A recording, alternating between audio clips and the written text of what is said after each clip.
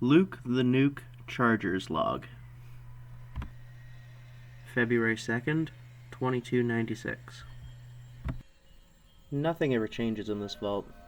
I grab my Nuka Cola from the fridge. It's frozen, just like me. I can feel my fingers sticking to the glass, just like everything else in this fucking place. Living in a vault in Alaska, who knew your eyes could freeze shut? It makes staring at the paint dry very difficult. My goat was years ago, and I'm still wondering if the overseer put me in the right place. Almost everyone ends up working with pipes in one form or another, but no, not me. I get stuck looking through sediment analysis and ice sheet samples. Day after day it's the same. I wear my nice fuzzy blue and yellow suit, I cram some cram in my hole, then I head off to my little cubicle to parcel out the various minerals. My sensors watching the radiation seeping in from the surface. Lately I've been getting more samples to run than normal, some coming from Overseer Brooks. I sit here alone, sometimes wondering if there's a bunch of ice melting on top, or maybe an ice sheet is moving. I imagine what life above ground is like. I know we won't be the ones to see it, only the Overseer knows when we get to go above ground. I want to know whether it was Poseidon or Vault Tech that decided this vault should be a joke. Vault 710, the only vault to run exclusively on oil. I wonder why they didn't build this vault in Texas. At least I'd be sweating instead of freezing. Tuesday nights after work, it's board games with the family. Tonight it's Catch a Commie, unless my little sister is over at her boyfriend's again. Then it's Blast Radius. I'm just glad they're not fooling around in the room next to me. I think Dad talked to her about it. Not much goes on in our ancient bunker, and when something comes along that breaks the norm, it always causes a huge uproar. The last big thing that happened was the Great Rumble. No one is quite sure what caused it, but it was the prime subject of conversation for weeks. Sometimes the old-timers still talk about it. It'd be nice if something like that would happen again. Marie Dessandra's log. March 14th, 2296. Thursday. Another week, another pipe inspection. Knocking pipes, running cameras through them to find clogs, all the fun things a woman wants to be doing in her early 20s. We've been doing it so long, I stopped paying attention to the ins and outs. That must have been how I was able to notice the discrepancies. Pipes that go nowhere, oil that sometimes never returns further down the line. At first, I tried asking around. My dad doesn't have any idea. He told me not to focus on something not directly related to my job. I had to remind him the Vault-Tec guidelines say it's everyone's job to make sure our home works properly. It's impossible to ignore. How can I be the only one questioning why the pipes seem to go out to nowhere? They don't re-enter the vault at any junction. Almost like dummy pipes. If I could look at the plans, then I'd probably be able to let it go, but the only one who can look at them is Brooks, and that office of his is tighter sealed than the giant gear that keeps us safe. Such an ancient rule shouldn't be relevant these days. We're not slaves in the vault anymore. That practice stopped 209 years ago. Even after the Great Revolt, it seems like we're still deliberately left in the dark when it comes to how the vault is functioning. In fact, the more I bring it up, the more people seem to avoid me. I can hear them talking behind my back. They have no problems working near me when I tap a tune out on the pipes, but God forbid I voice the thoughts inside my head. Luke the Nuke Charger's log. March 15th, 2296. Today is supposed to be a rest day. I would love to be resting today. Yeah, that's not what I was doing at all. Instead, I was stuck in my office studying even more minerals, feeling nothing but the rattling of the pipes reverberating through my teeth. This was a day that really sticks out. At first, it was just a little weird. Occasionally I did some light work on Fridays, but I had more samples than I knew what to do with this time. The whole time I was testing, Overseer Brooks was attached to my hip. I wish there was something I could say about it. I can't, either because he's my godfather or because he's the Overseer. The look on his face when the first specks of oil began to show on the spectrometer was almost manic. I'm sure if I hadn't been there, he would have started dancing. In retrospect, this was the first obvious clue that something was wrong. More oil samples began to trickle in over time, but Brooks already got what he wanted. I decided to call it off early that day. Marie Dessandra's. She's the crazy one that no one would listen to. Quite often she's drunk in her room, except during pipe inspection Thursdays. During those days she has more energy than anyone else. She had to have her endoscope replaced twice due to overuse. If you asked her, all she would say is, "I want to know where the pipes are going." Sometimes she would tap the pipes with wrenches of different sizes, plinking out tunes to keep the other fitters entertained. She always seemed more interested in the tones the pipes produced, as opposed to the song that she was playing. She was the first one to suggest that the overseer was hiding how little oil we had. Nobody believed her, even her parents wouldn't listen. She started to get more distant after that. Technova is the only person she spends much time with nowadays, probably because she's the only one who entertains her theories without acting awkward. Some people say it's because Marigold has a thing for women, especially Marie. One day Marie tried to address the issue with Overseer Brooks directly. She seemed genuinely concerned about the information that she was being presented. He's always been concerned for the safety of the vault. He goes out of his way quite often to make sure people are happy in their jobs. If there's ever a dip in productivity, his first response is to sit you down and try to help you fix the problem. I asked her what the overseer said to her when she brought this to his attention. She still seemed suspicious of why I was asking. Even after she relented, her explanation was, it seemed like he was hiding something from her. He was evasive, and didn't directly answer any of her questions. However, he told her the heating coils warming the oil in the pipes that circulate through the vault and provide heat have begun to burn out. The vault is on its second last set of heating coils. She continued to elaborate, saying that they should last another 100 years before we need to concern ourselves. He finished by telling her that everyone, including himself, looked forward to the day that they switched the industrial heating coils on, so that he could wake up without shivering or seeing his breath. The overseer is popular and smart. Smart enough that he should have no problem proving he has all the answers, especially if he uses that intimidating presence of his. Shortly after his confrontation with Marie, he showed all of us the last 2 heating coils in supply. He made a real show of it, asserting that we were trying to make these ones last as long as possible. After that, no one truly took Marie seriously, even when she started trying to map all the pipes by herself. She never asked me to help her. I wonder if she thought I would say no. Maybe she thinks I'm like everyone else. Overseer's Log, March 15th, 2296. No one knows, and I'm lucky they still don't know, or they'd probably throw me out to freeze. It wouldn't be the first time we've thrown someone out for lying, or speaking their minds. Those heating elements won't break down. They're nickel chromium. Nothing's going to slow them down. I swear Miss Desandre knows more than she lets on. Her goat was exemplary. She could have had any job she wanted, except mine, thank God. Another cold day with nothing to do. I wish the other vault dwellers could see how tiresome doing nothing in a freezing vault gets. All I've had to do is follow vault text instructions, no matter how confusing they are. I wonder where they're sending them. I've told the other dwellers mainland America is no more. Poseidon definitely had their own experiment planned for this vault. I haven't been provided with that information, but I can make my guesses. Gas valves that enter each of the living quarters, slave collars to keep people in line, all destroyed during the revolt. Most of them, at least. There are still some hidden away in the far storage. I'll never pull them out, though. My family may have been cruel in the past, but not me. These are my people, and I need to keep them safe, even if it means a little lying and intimidation. The pipes that go nowhere, Miss Desandre was onto something there. Even with the endoscopes, there's no way of telling how far they go. They're empty, and from the looks of it, they're designed as outflow pipes. I've always had a suspicion that our oil was being slowly siphoned away. My father told me it wasn't anything that ominous, though. Rather, that the vault is aging, especially in those areas that we can't reach. He rationalized that there were leaks down the line that were slowly depleting our reserves. I was content to believe him for the longest time. As I got older, however, I saw that the amount we lose fluctuates every year.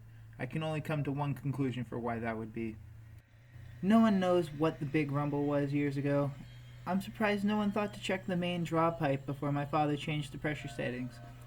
On late nights when it was just the two of us, after he drank his nightly Old Royale, he would tell me stories of how warm the vault was before the rumble. People would shower every day, you could walk around without shoes, or the accompanying risk of frostbite. I tried to convince Pearlson to start survey operations deeper. I'm honestly not sure how much longer we have in our oil reserves. At the moment, I'm just praying it lasts long enough to find a new well to tap. Perlson fought me hard. I think the thing that changed his mind was his need for gold to repair some of the more sensitive electronic equipment. We haven't done any digging in a long time. The vault's reserves of precious minerals are getting low.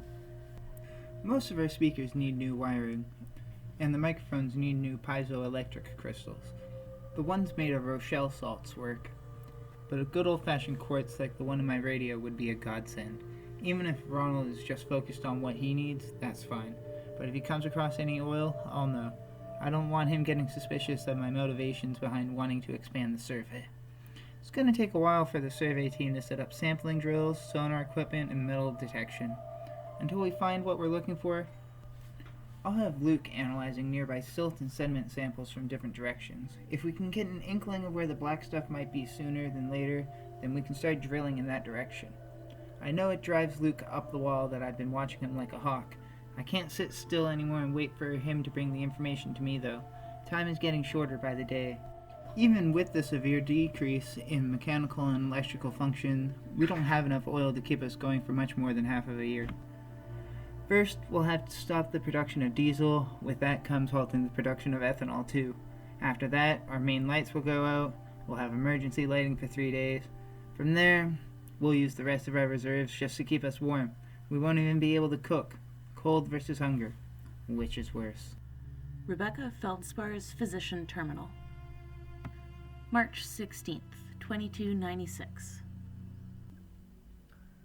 Saturday has to be my favorite day. Everyone smells and feels their best after having a shower. The heat gets cranked up so we can enjoy a bit of warm water. It's the only day of the week we really get to do anything hygiene related. Unfortunately, this also means it's the same day we get all our physicals done. It only takes 5 minutes, but it always feels invasive, like I'm studying specimens, not people. I take blood, check our radiation levels, breathing, heart rate, and ocular condition. In the end, everyone gets their clean bill of health and kicked out the door. It's been a long time since we had any dwellers show up with a case of black lung or hypothermia. Hypoxia was an issue a long time ago when we had problems with the venting process, but the last person who talked about black spots in their vision was so long ago. We still have the odd case of claustrophobia. There's nothing much I can do except medicate them. It's too bad. I've had to resort to synthesizing my own daddy-o.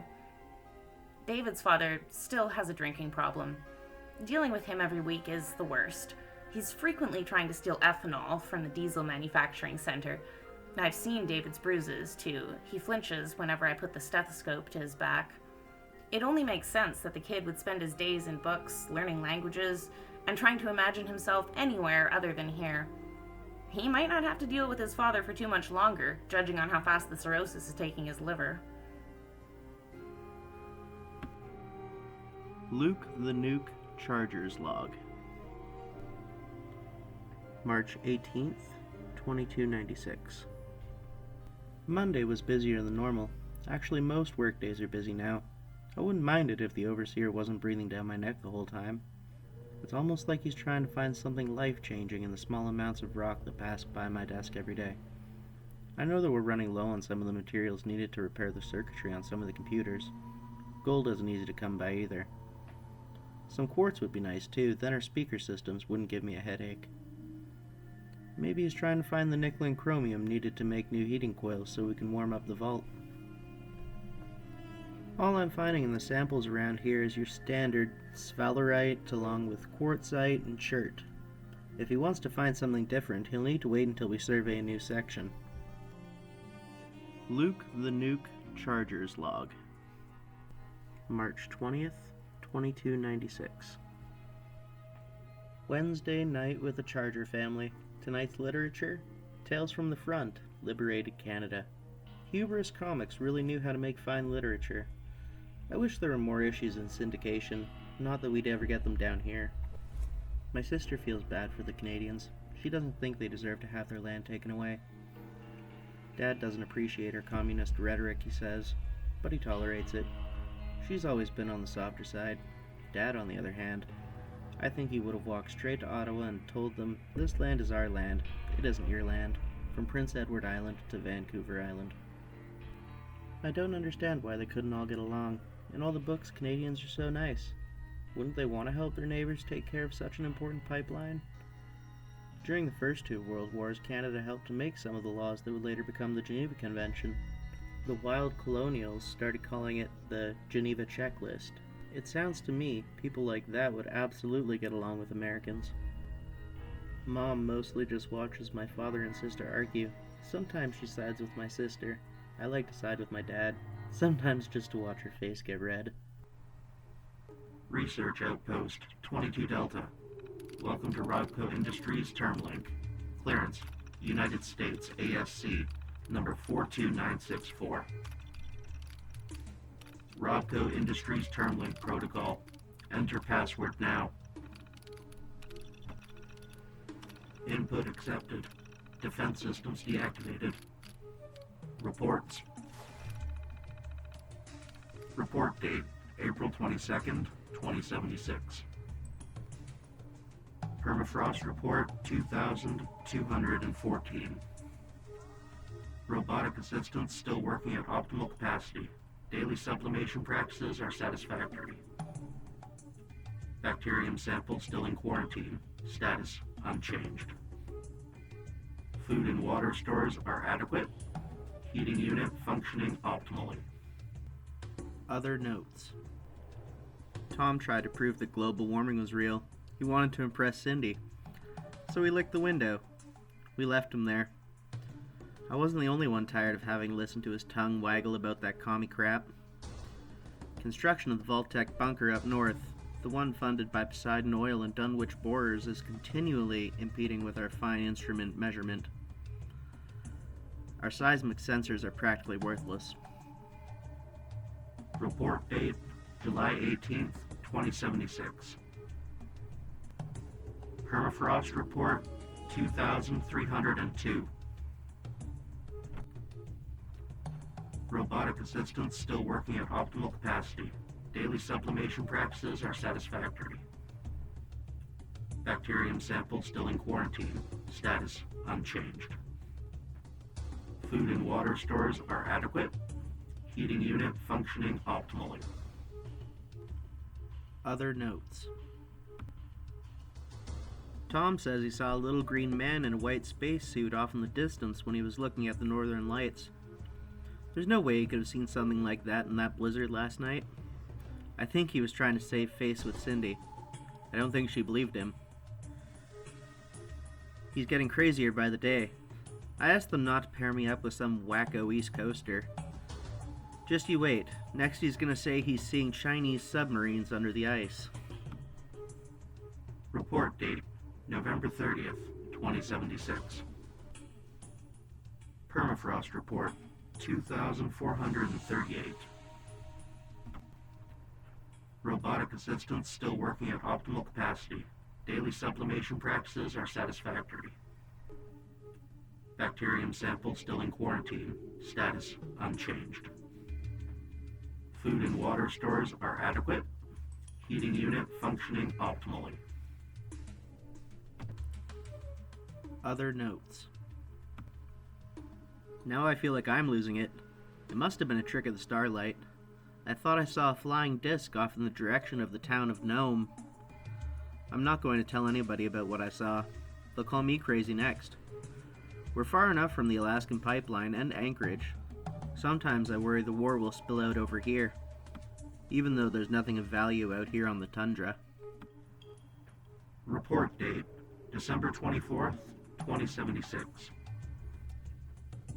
Permafrost report, 2462. Robotic assistants still working at optimal capacity. Daily sublimation practices are satisfactory.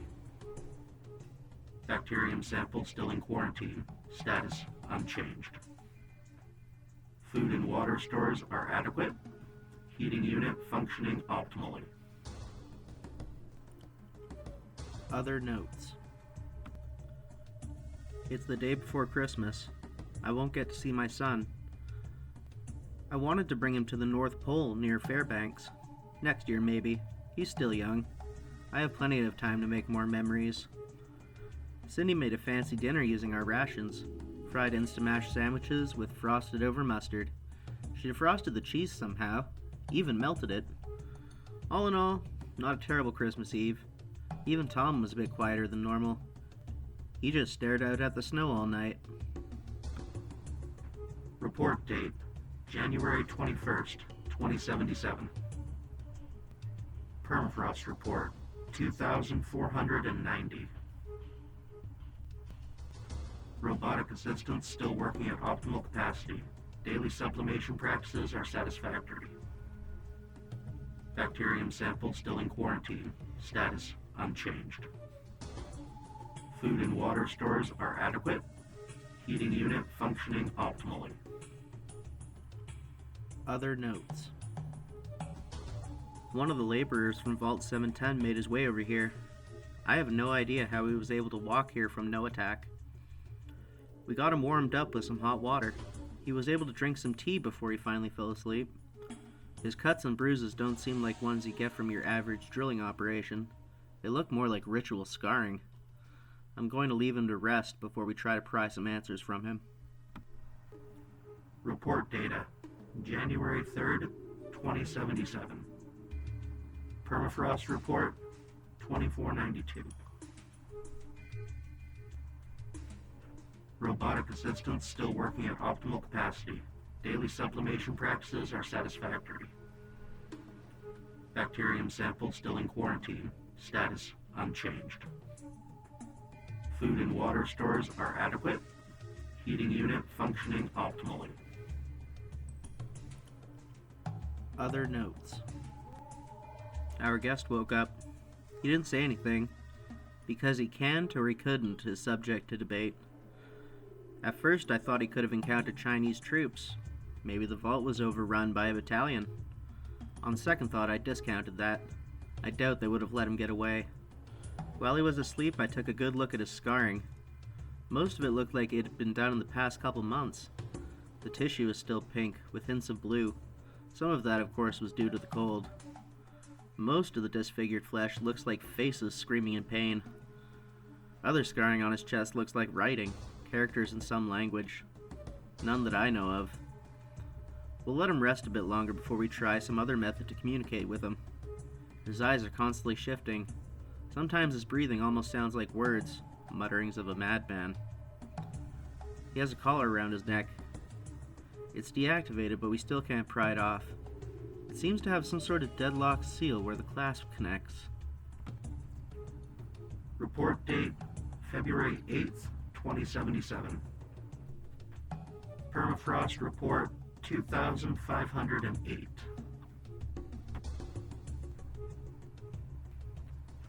Robotic assistants still working at optimal capacity. Daily supplementation practices are satisfactory. Bacterium sample still in quarantine. Status unchanged. Food and water stores are adequate. Heating unit functioning optimally.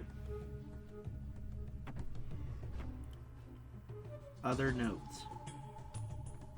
Our friend is finally up and about. He even speaks. There's many things he won't talk about. The things he will talk about allude to something horrifying happening under the ice. The vault was just an excuse to dig it up. He refuses to go back to no attack, or anywhere near the vault. When we brought up the scars on his body, I felt he might die of fright. His face lost all its color, and he cried. Long hysterical sobs. After a few hours he calmed down. We never brought it up with him again.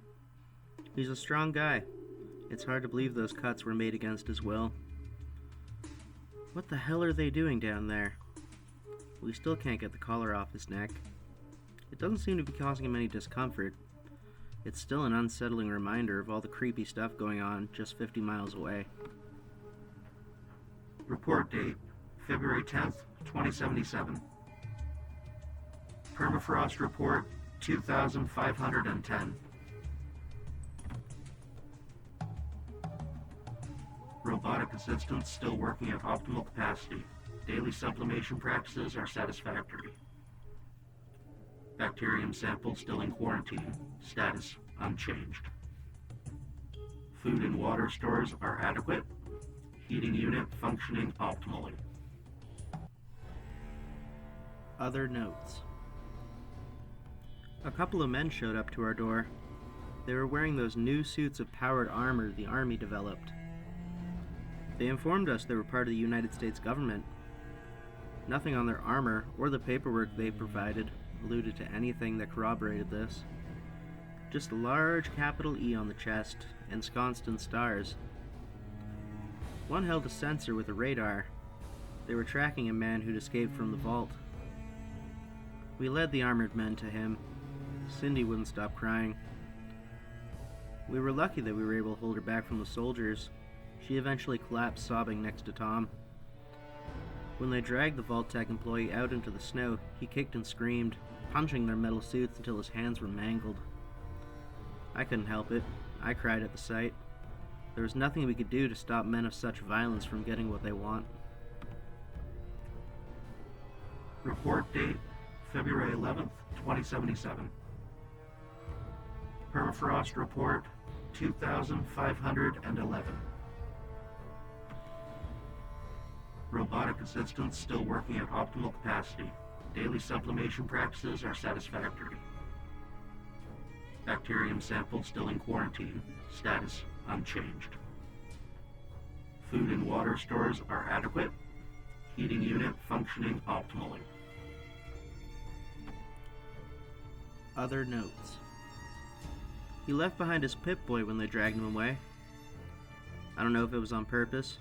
We started reading through the notes. What we saw made us sick. I'm not going to repeat it here, just in case any of it is true. I desperately want to believe the ramblings of a madman. We all spent enough time with Francis to know he really wasn't that crazy. I think he left us behind to try and tell us of the things he was too scared to recall himself. We're going to keep this somewhere safe until we get back to the mainland. Someone there will know what to do with it. The government will finally go after these corrupt organizations. I originally came here because I wanted to see how bad the fighting was. I was curious to see how the ongoing hostilities were changing the ecology of the Arctic region. Now I just want to go back and pretend I was never here. I'll do that after I get this information into the right hands. Then, maybe I'll become a baker. Report date, February 12th, 2077. Permafrost report, 2,512.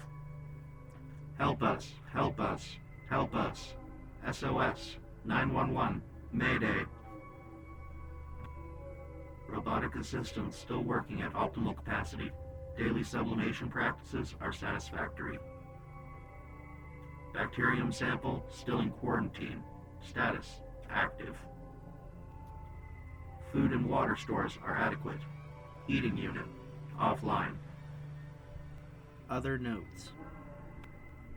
After yesterday, nobody wants to talk about how we lost our heat. We all know they don't want us to go to mainland America, sharing what we saw in the north. We're huddled for warmth trying to defrost our water, hoping someone comes to pick us up.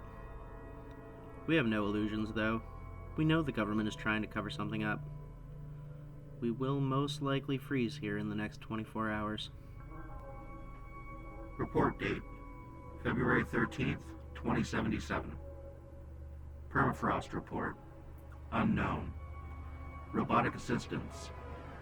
Autopilot, defensive protocols. Bacterium sample, still in quarantine. Status, active. Food and water stores are adequate. Heating unit, absent. Last log. This place is mostly automated. It'll continue storing data until the backup nuclear reactor dies. This place is creepy in more ways than one. All we want to do is be with our families in the end. If the bombs drop, hopefully they blow this place to hell. If anyone reads this, I hope you take our message to heart. Avoid Vault 710. Something's not right down there. Report date, February 28th, 2077. Permafrost report, unknown. Robotic assistance. Autopilot, defensive protocols. Bacterium sample quarantine breach. Status, unknown. Food and water stores, unknown. Heating unit, absent. Accessing system network. Login. Greenland remote access, 1448. Welcome user. Robotic defense systems operational. Accessing archive for Vault 710. Overseer's password. Capital L 35501, capital L. Remote access authorization granted. Coordinates updated. User signed out. Accessing system network. Login. US remote access 000. Enclave database. Confidential access. Alaskan Homefront. United States of America. God bless America. Welcome user. Coordinates updated. User signed out.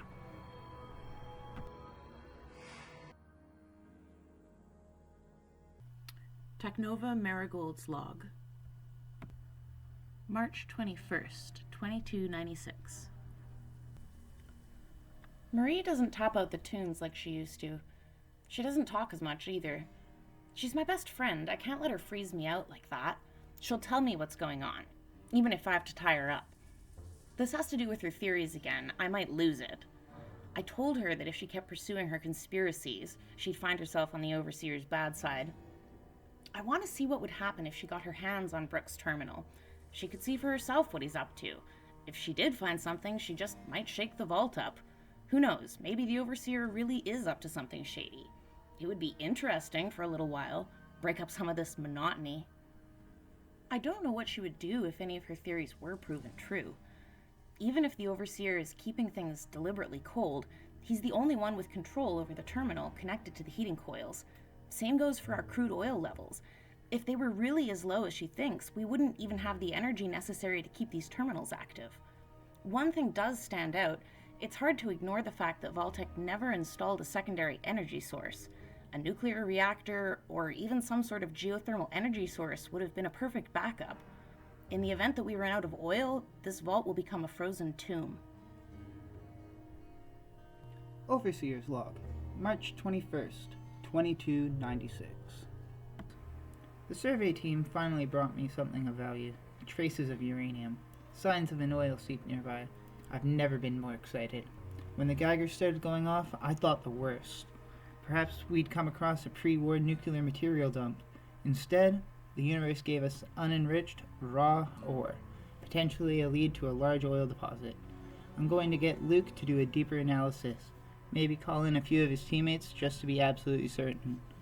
I need to be careful when I head down. I can't show him how excited I am. This couldn't have come at a better time. Lately, I've had to put more pressure on the old folks. They've been trying to force me to raise the heat, threatening to tell people the truth.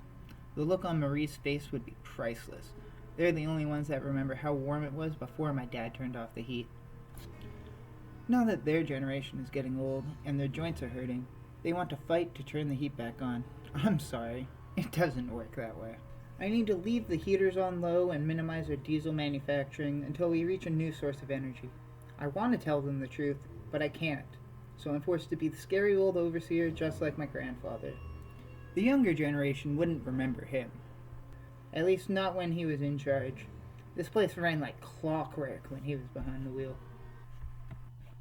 Security log, March 22nd, 2296. In all my years of running security in this vault, nothing like this has ever happened.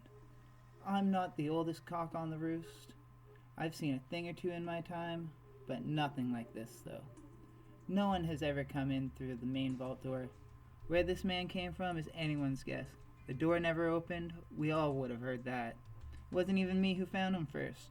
It was 2 o'clock in the morning and Officer Dennis was on rounds at the time.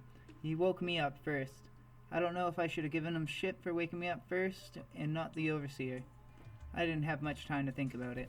When he filled me in on what happened, I went to the overseer immediately. After we secured the intruder and locked him in the infirmary, we took a breath and held a meeting. Feldspar might get something out of him. I'll have to debrief her along with Technova when they finish getting the man stable. The real problem remains, we don't know where he came from. I only come to one unsavory conclusion. The Overseer has a separate, secret way out of this vault, and somehow this man got access. We only found him when he was too tired to hide and collapsed from exhaustion in the atrium. Right now, the Overseer is a secondary problem. I'll see what I can get out of our friend when he finally comes to. I have a feeling he'll be able to cement my theory. I commandeered his weaponry. He'll not be getting that back. It's as ancient as this vault. It had Greenland Pharaoh Guard written on the side. No idea what that means. He kept it in lovely condition, though. I'll have to try it on the firing range soon. Of course this would happen on the day of rest when no one has to work. Instead, they'll be free to get in our business while we try to figure out exactly what is going on. Overseer's Log, March 22nd, 2296. No one knows how we got in. Thank God. Kilroy might be the only one who can point the finger at me. I'll need to keep an eye on him. The day began mostly like any other. It was supposed to be the day of rest for everyone, including me. Everyone's in an uproar with theories and speculations on how this man could have found his way into the vault. I don't care enough to listen to all the rumors floating around. The simple fact is, he came in from the outside using my escape tunnel. Somehow, he managed to find the password for the secret tunnel. That could only happen if he got his hands on one of our Pip-Boys. He did have a Pip-Boy on his wrist, an older model, pretty beat up, but it looked like one of ours. He'd managed to access the control panel on the outside and bypass my security protocols using my password. He was discovered in the atrium on his way to the lavatory. Somehow, he knew where to go to find hot water. He was definitely suffering from some degree of hypothermia. I don't know how I'm going to contain this yet. Things could get out of control very quickly if I don't act swiftly. From Overseer Brooks to Kilroy McCarver. Subject, keep your mouth shut. Listen, we have a big issue on our hands. I can't have it spilling out before we can get a handle on it. The last thing we need is a full-scale revolt, or worse yet, people trying to think for themselves and deciding the answers we give them aren't good enough. The faster we get ahead of this, the better. I want to see all of your men on high alert watching for any suspicious behavior. Who knows what could happen when the vault is in chaos like this. Be sure to check in with me on an hourly basis and I will update you on the status of our unwelcome guest as it becomes available. Keep an eye on Marie as well. She may use this as an excuse to stir up some trouble. The younger ones still listen to her. You know what will happen if you fail me. We've come a long way in this vault in the last few hundred years. Let's not go back to the way things used to be. As much as we might enjoy thinking about it, we still need to be civil. The best way to do that is by keeping our mouths shut and following the status quo. Removing this man from the vault would be my first reaction. We can't risk making people angry. I really don't care if the man dies, but the bleeding hearts will. You know who I mean. I'll talk to you soon, and make sure Anders stays out of this too. He's too much of a goody-goody to understand what's at stake. Technova Marigold's Log, March 22nd, 2296. I helped carry the intruder down to the hospital. I tried talking with him to keep him awake. He listed in and out while he described smoked fish, snowy jungles, shifting colors in the sky. Every time he talked about something, it was a bit quieter. It almost seemed like he was recounting a dream, one that made him smile. I wished I could see it too. It sounded beautiful. There wasn't much I could do for him. Dr. Rebecca wrapped him up as tight as she could, placing water bottles on his legs and torso. Tomorrow, when the heat turns on, we're going to try and warm him up a bit better. The Overseer refused to heat the vault up one day earlier. I think he's scared. Maybe he's hoping Gregor dies, and whatever information he had with him, the reason he came, what it truly looks like outside, and whether there are people who survived in Alaska after the bombs. Overseer's Log, March 22nd, 2296. Shower day. The vault will all be busy enjoying the hot water. They didn't notice when I went down to Rebecca's infirmary. I grabbed the Pip-Boy while she cleaned him up and tried to get him warm. His Pip-Boy is weird. It's definitely one of ours, though. It doesn't have the same interface. He must have rebooted it and changed the language settings. The maps are different, too. They extend beyond the ones we have in our own databases. They're far more detailed, too. They're still pre-war maps, so it's hard to tell if they're an accurate representation of what still exists above ground. I read some of the notes in it. It appears it was wiped rather recently. Most likely when it was rebooted with a new language model. The earliest note is from yesterday. I haven't figured out how to translate it to English yet, though. Once I find out what language it is, I'll have all the answers I need on where this man came from and why he broke into our vault. I placed it in my office so I can investigate it further. Patient name, Gregor Dahl. Age, birth date, unknown.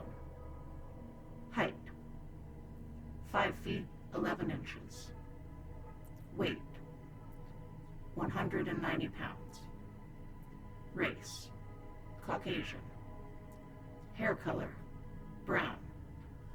Eye color, blue. Allergies, unknown. Medications, unknown. Place of origin, Greenland. Identifying marks, tattoo over right eye and right part of face. Branding on back of left hand. Medical history. Scars on chest indicating surgery, multiple bullet wounds and shrapnel lodged in the chest and left arm. Nails missing on right index and left ring fingers. Tip of left ear removed. Cause of death. Exhaustion, hypothermia, radiation, burns to extremities. Cause for revival, unknown. Anyone interacting with this man should be wearing a hazmat suit. The first above-ground patient to have come to the vault since we were locked down here. I have no precedent for a situation like this. His body is emitting a massive amount of radiation. If he hadn't died from his injuries, his radiation levels would have taken him out sooner or later. There was pooling around the gums, he was severely emaciated, the skin on his extremities had a greenish tinge, most likely a mix of jaundice combined with his exposure to the cold. I didn't know a person could survive with this much physical trauma, let alone move their body of their own volition after. I didn't expect him to last very long, but I will do my best to get him cleaned up for burial. Overseer's Log, March 24th, 2296. Everyone wants information I don't have right now. More accurately, I can't think of a serviceable lie. Something that will scare them away from trying to figure out more about this man Gregor. I keep getting questions about Greenland. It's all Marigold's fault for opening her mouth. They want to know whether the surface is survivable and when we can expect to be able to participate in Reclamation Day.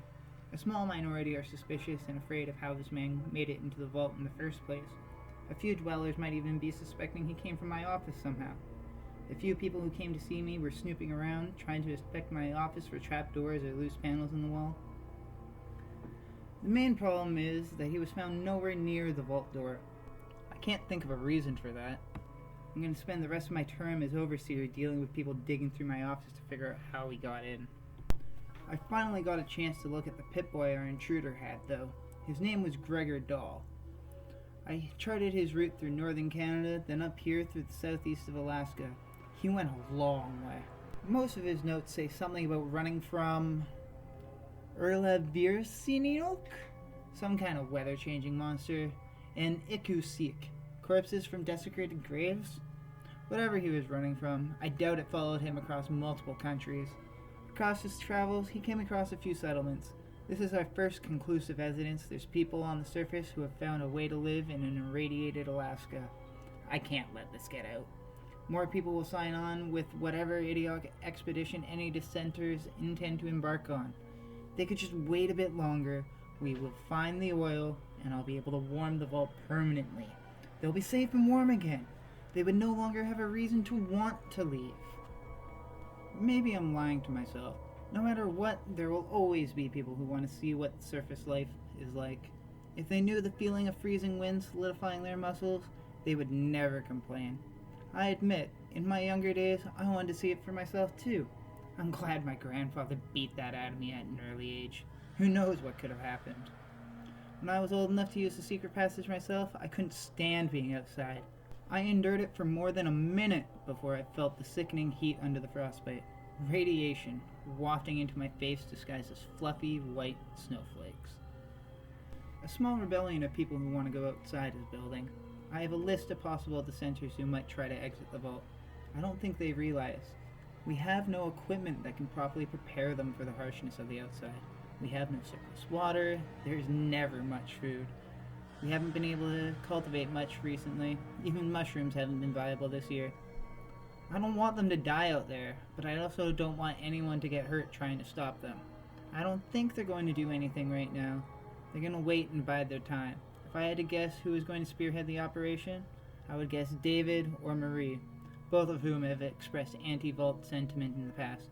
With David, I suspect it mostly comes from resentment he has towards his father. People can't learn this information. If they leave, everything will fail, and those left behind will turn this place into a frozen tomb.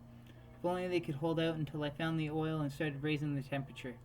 I'm so close to getting it figured out. I wish I could tell them. Vault-Tec Mail. From Nuke Charger to Nuke Charger. Subject: Stop reading my diary. You're a fucking asshole. Stop it. Melanie Drayton's log. March 25th, 2296. There's a group of people who think it's a good idea to go outside the vault. They want to see if there's somewhere warmer, somewhere that has fresh air and a view of the sky. Some are talking about breaking into the overseer's office to commandeer the Pip-Boy Gregor had. Then they could follow his route and see the land his people call home. No one wanted to listen to Marie, once again, when she talked about potential dangers we might encounter once we left the vault.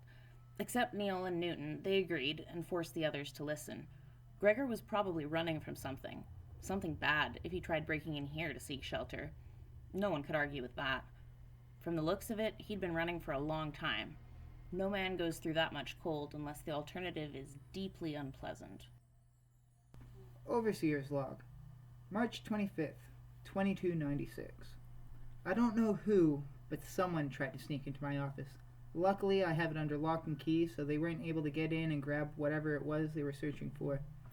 One of the security guards heard the scraping of metal. A screwdriver was lying next to my door. This means there's a group of people getting serious about leaving. I should have a chat with everyone and see whether they've truly thought about the repercussions of this foolish expedition. This is the only way of life they've known. None of us could imagine the horrors that await topside. A lot of these people are important engineers, surveyors, doctors. We can't afford to lose a single one. When we finally do reach the oil, it'll be all hands on deck in order to extract it. Soon, we will be getting the drill ready to bore out the tunnel. I'm feeling good about it. Anything can happen during that time. People could get injured, there's the plethora of safety equipment that needs calibration, then there's the regular old grunt work. We need lots of hands to see that through. If we lose half the vault, I don't even know if we would have the people necessary to operate the drill, even for short spurts. We'd never reach the oil, we'd be dead in the water, frozen carcasses staring out into the void, our silent screams a testament to man's folly. Patient name: Gregor Dahl. Age, birth date: unknown. Height: 5 feet 11 inches. Weight: 190 pounds. Race: Caucasian. Hair color: brown. Eye color: blue. Allergies: unknown. Medications: unknown. Place of origin: Greenland. Identifying marks: tattoo over right eye and right part of face. Branding on back of left hand. Medical history: scars on chest indicating surgery, multiple bullet wounds and shrapnel lodged in the chest and left arm. Nails missing on right index and left ring fingers. Tip of left ear removed. Cause of death: exhaustion, hypothermia, radiation, burns to extremities. Cause for revival: unknown. He's awake. We were nearly ready to start putting him in the ground before he sat up. He still emits the radiation, but his wounds and burns have disappeared. We still don't have a safety procedure for how to deal with his existence. We've decided to leave him inside the hazmat suit we were going to bury him in. I still haven't figured out what I'm going to tell Brooks when he asks why this man is walking around the vault acting like he didn't just skirt death by a few minutes. Something is still wrong with him, though. Through the visor and inside the containment room where we have him stored, I can see that not only are the sores and injuries healed, but they contain scar tissue that looks like it's been forming for years. Update. Brooks says we're keeping this a secret for now. As far as everyone else is concerned, he's in a coma. I'm going to tell anyone who asks that I simply made an error because I wasn't able to sense his heartbeat. I only noticed when I saw condensation fogging his visor. Preston Margrave's notes. March 25th, 2296. There's going to be a secret meeting today to discuss whether we want to leave the vault. I'm nervous and excited at the same time. I want to see how people react. Many people's feelings are split. I hear the whispers that suddenly go silent when Brooks walks by. There must be people who feel the same way as me, watching and waiting to see which way the ice will freeze. If things go the way Marigold and the other younger dwellers hope, tonight we'll be planning the exodus from the vault. At least that's my hope, providing everyone shows up without the Overseer finding out. It's hard to tell how far word of our meeting spread. At least that's what everyone else thinks. We're an enclosed society. Information spreads faster than heated oil. It's possible that the Overseer or a member of the Vault security team could show up to try to disperse us. We're choosing to meet in the library. It's Saturday today, which is the day for good deeds. We're going to meet under the guise of organizing the entire book collection. That should ensure we're not overheard. And we can collect any relevant material at the same time. Rebecca Feldspar's Physician Terminal. March 25th, 2296. He's awake. We were nearly ready to start putting him in the ground before he sat up. He still emits the radiation, but his wounds and burns have disappeared. We still don't have a safety procedure for how to deal with his existence.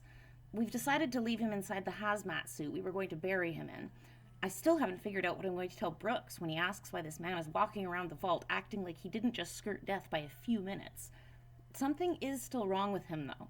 Through the visor and inside the containment room where we have him stored, I can see that not only are the sores and injuries healed, but they contain scar tissue that looks like it's been forming for years.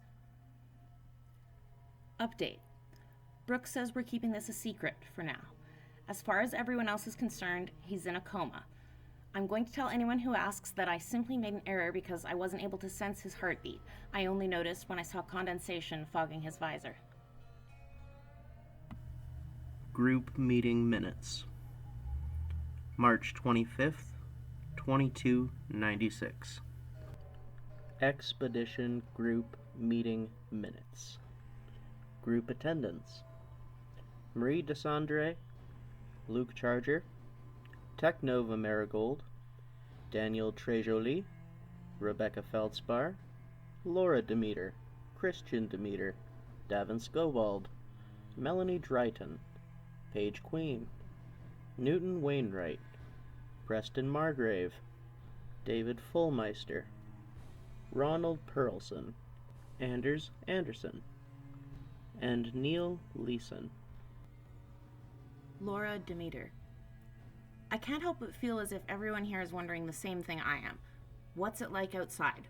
Especially where this man, Gregor, came from. It's too bad Rebecca hasn't been able to fully revive him. Now we're left with the same questions we grew up wondering. I think most of us want to go and see for ourselves. I think most of you would agree with me. In this meeting, we should talk about a plan for when we get topside and what kind of supplies we can bring with us, and any intel we have that could help us survive up there. Davin Scobald. This would be a lot easier if we weren't sneaking around. How are we going to collect food and water without anyone figuring out what we're doing? I bet Brooks already has a plan to contain us all if we step out of line. He might even bring us back to the old days. Ugh. Newton Wainwright. Why are we in such a rush to go outside? It'll still be cold and desolate next year, and the year after that too. I think you're all discounting the fact that we've been safe down here for centuries. It's not ideal, but it's the only home we have. You all need to pull your heads out of your asses. Melanie Drayton. Shut up, Newt. If you're not going to contribute, you can leave. I'm sure I'm not the only one here thinking that whatever secrets the Overseer has, they can't be as dangerous as whatever's out there. Okay, we can all agree that Newton is full of shit, but we need to be prepared for whatever we might face out there. Preston Margrave. I know this is off topic, and I don't know about you, but I never fully bought into the story about the heating elements deteriorating. No one from engineering will tell you that. They avoid it altogether. I think someone has been threatening them so they don't say anything. Not that they could do anything about it anyways. The head of electrical engineering is the overseer. He determines how much crude oil we take for refinement, how much of it gets made into diesel, and how fast we use it in the generators. Ronald Perlson. None of the old-timers talk about these warmer days you conspiracy nuts talk about. Maybe find some proof before you start standing on your soapbox. Davin Scobald. If it isn't warmer, then why were our jackets and coats made more recently than everything else we wear? Are you sure your family isn't Canadian? Nuke Charger. Everyone. None of that matters. The only reason everyone is here is to get a glimpse of the unknown. No one knows what'll happen if we stay down here, or what will happen if we go up there. Above ground, it will probably be different though. Have you ever experienced wind? Or snow? No? Well, I haven't either. Newton Wainwright. That's all well and good until the wind freezes your skin and you lose a few fingers. There's drowning too. None of us have experienced that, and I wager we're better off without the experience. Marie Desandre. Is no one going to bring up how this Greenlander got into the vault in the first place? You mentioned outside, which he seemed to survive until the elements almost killed him, but how did he get in? Security found him near the atrium at 2 o'clock in the morning. No one woke up to the sound of the vault door being opened. Is it possible there's another entrance to the vault that we don't know about? Did he crawl through one of the pipes that leads from the outside? Think about this, people. If one person can get in, that means more people can. Regardless of whether the Overseer knows how it happened, I think we should be on our guard for the next while in case we find out he has friends who plan to come down looking for him. Laura Demeter.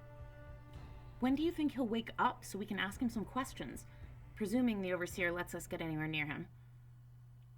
Dr. Rebecca Feldspar.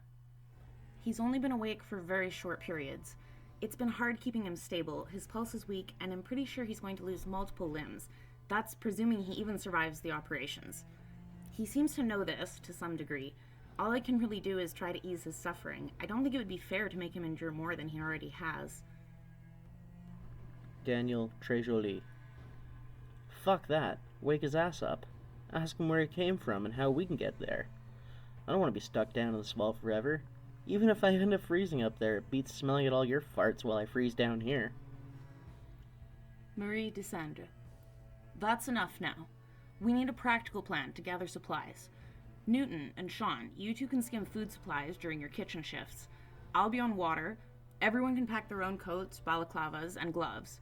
Medication will be tricky. Rebecca, I hope you can get a handle on that, okay?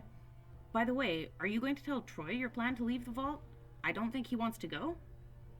Dr. Rebecca Feldspar. I'm not sure how he's going to take it. I haven't told him how I feel yet. I know I have to talk to him before we leave. I will eventually, when I figure out what I'm going to say. Marie Desandre. Fair enough, that's your business. I won't pry any further than I already have.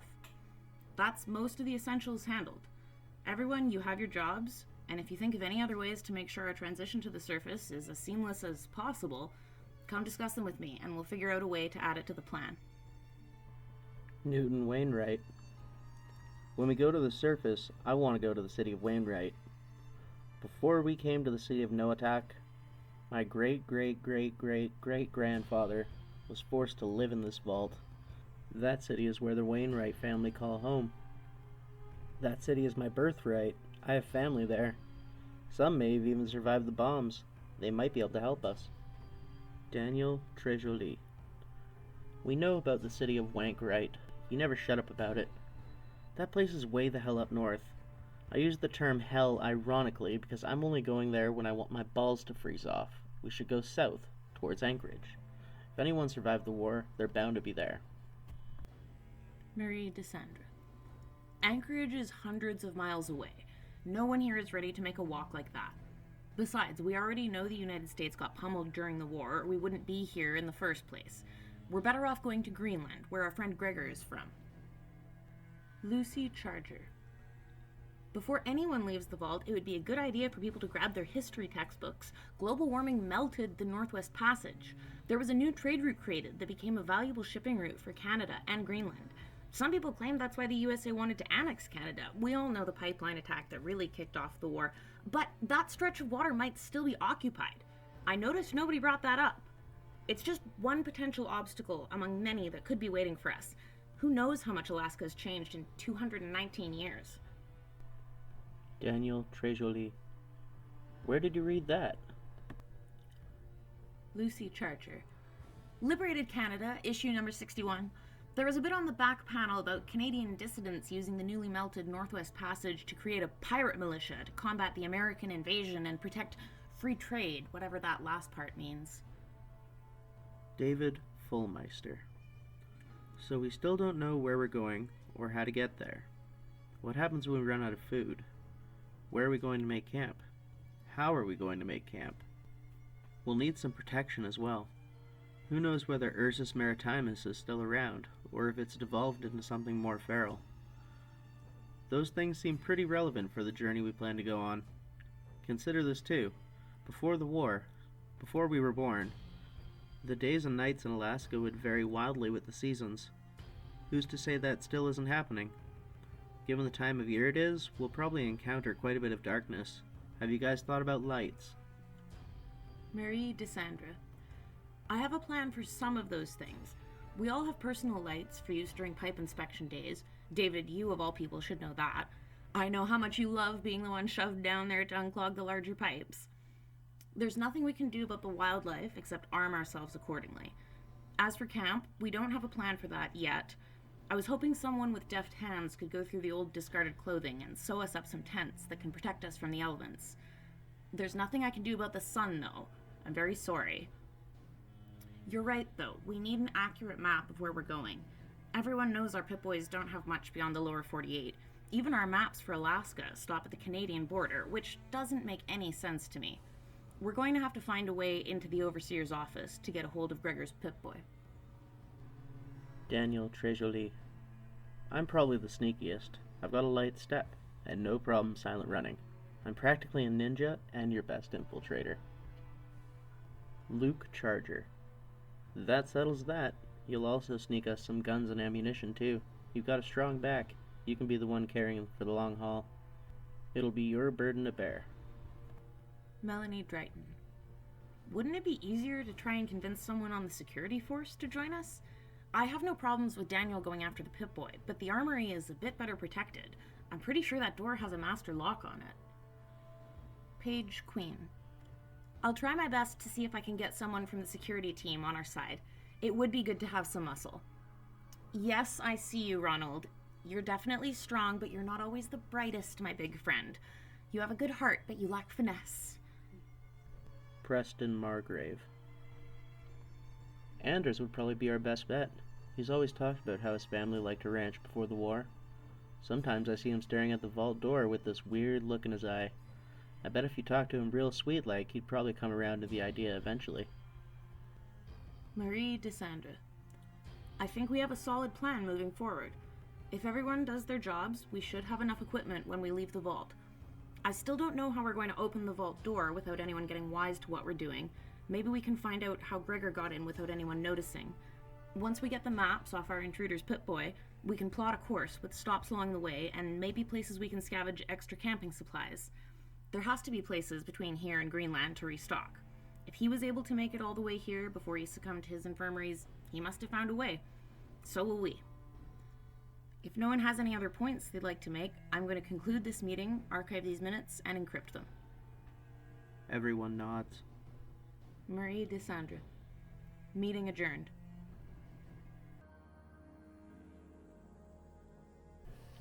Overseer's Log, March 26th, 2296. I was doing my Monday morning duties around the vault. I only happened upon Daniel in my office when I came back to get my multi-tool. When he saw me, he almost dropped the Pip-Boy he was holding. He was almost certainly in the process of updating his maps using the Greenlander's Pip-Boy. I asked him what he was doing with it, even though I knew I wouldn't get an answer out of him. He's always had an evasive nature. It was a good thing I interrupted him, or he might have managed to download them properly. I don't know at what point Vault Tech had us remove the data corresponding to areas outside of the United States. They must have had their reasons, so I'm forced to fall back on their judgment. It's a good thing no one knows Gregory is conscious. I don't know why I'm leaving him alive. Every day he spends with Dr. Feldspar is another chance he can spill more of the secrets about the outside world. That would just feed into their delusions of survival out there.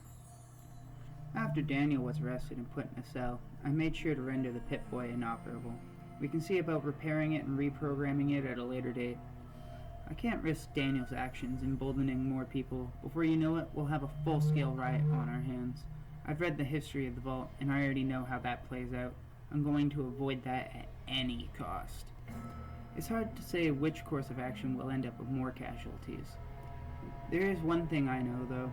Vault Tech wouldn't be asking us to constantly get our health screened if they wanted us to throw our lives away in an irradiated wasteland. This Pip-Boy is far too dangerous to leave in anyone's hands, even mine. Even broken, it still poses a security risk. This Pip-Boy came from our vault. There's no doubt about it in my eye. It has a serial number that matches one we have in record as lost/MIA. There are others like this in our system that we can't account for. Who knows how many people could try to infiltrate our vault. Why is it happening now, though? 220 years down the line. I have a bad feeling. This is a sign of things to come. Things we're unprepared for. This is all the more reason not to let the dissenters get their way. We need everyone here if we're going to defend this place from whatever may come. Who knows how much information Daniel got? He was in the middle of the download process. I'm not sure how far he got. He may have managed to scrape together a fragmented version of the maps. I doubt he managed to complete the download. He's not the brightest. If he has someone helping him like Marie or Preston, then I might have a problem. They'd be one step closer to planning their escape. If I let that happen, I'd be known as the fool who let half his vault die in the snow. Vault Tech Mail. From Overseer Brooks to Kilroy McCarver. Subject, great job, numbnuts. So, can someone tell me how this kid managed to break into my office without anybody noticing? You do know part of your job is keeping this rabble away from any sensitive information and critical systems that can jeopardize the vault, right? Get your asses in gear before I unceremoniously remove you from your position. And tell your wife what you've been doing with Laura in the requisition room after hours. Prison log number 430. Date 26/2/96. Detainee Daniel Trejoli. Arresting officer Dean McBride. Incident. Culprit was caught by the overseer during an attempted theft of sensitive material relating to another case. When confronted, he surrendered and was quickly detained. No extreme measures were necessary. Prisoner has been placed in lockup. Other notes. He's pretty skilled. If only he'd used those deft hands for turning a wrench instead of twiddling bobby pins. He was a smart kid when we were in school. Very bright, but not one to acquiesce to authority. That mouth of his was always a problem too. It's surprising it hasn't gotten him into trouble yet. Hard to see an old friend of mine become a loser. Overseer's Log, March 27th, 2296. I've compiled a list of possible defectors, all people who attended the recent meeting to organize a mass exit from the vault. Below is a list of everyone who is believed to be involved or to have abetted the theft of vault supplies for the proposed departure. Anderson, Anders. Charger, Lucy. Charger, Luke. Demeter, Christian. Demeter, Laura. Desandre, Marie. Drayton, Melanie. Feldspar, Rebecca. Feldspar, Troy. Fullmeister, David. Leeson, Neil. Marigold, Technova. Margrave, Preston. Queen, Paige. Scobald, David. Trejoli, Daniel. Wainwright, Newton. Vault Tech Mail. To Marie. From Technova. Subject, what's the plan? There's no way Daniel can hold out when the Overseer and Kilroy start into him. Preston went down to check in, make sure nothing bad was happening. Who knows how Brooks is going to react to this situation? I know we haven't thrown someone outside of the vault in a long time. Who's to say Brooks isn't crazy enough to try it? If he does, he'll have a full-scale riot on his hands. Maybe he doesn't care. Maybe he thinks he can drop the hammer on us and we'll quietly slink back to work. You know I believe you. Something wrong is going on down there. Tell me you have a plan to save Daniel and get us the hell out of this vault before the Overseer doesn't give us a choice. I can see the way he glares at us when he thinks we're not paying attention. I remember when we were in school and Brooks wouldn't sit down, his ass bruised from talking back to his father. Looks like the apple didn't fall far from the tree. Marie Desandre's private log. Decrypting. March 27th, 2296. I can't believe the Overseer caught Daniel. I don't know what we'll do without the information he was supposed to get. We won't get a second chance to steal it. He's probably already destroyed it, like a child flipping over the board because he's losing. If it comes down to it, we'll break Daniel out, if he hasn't already done it himself. He'd better have a good excuse for getting caught. As long as he got a portion of the information downloaded, we might be able to recreate the areas that are missing, at least in the Alaska region. I can tinker with Daniel's Pip-Boy and see if we can pull up some more information. Hopefully he saw the maps with his eyes, too. Then we might have a chance of making something we can use. I wish I could have seen it for myself, then I could have gotten a look at the notes he saved. That could have determined which direction we head in when we get out. Troy Feldspar's Physician Terminal, 27/3/2296. I guess I'm divorced now.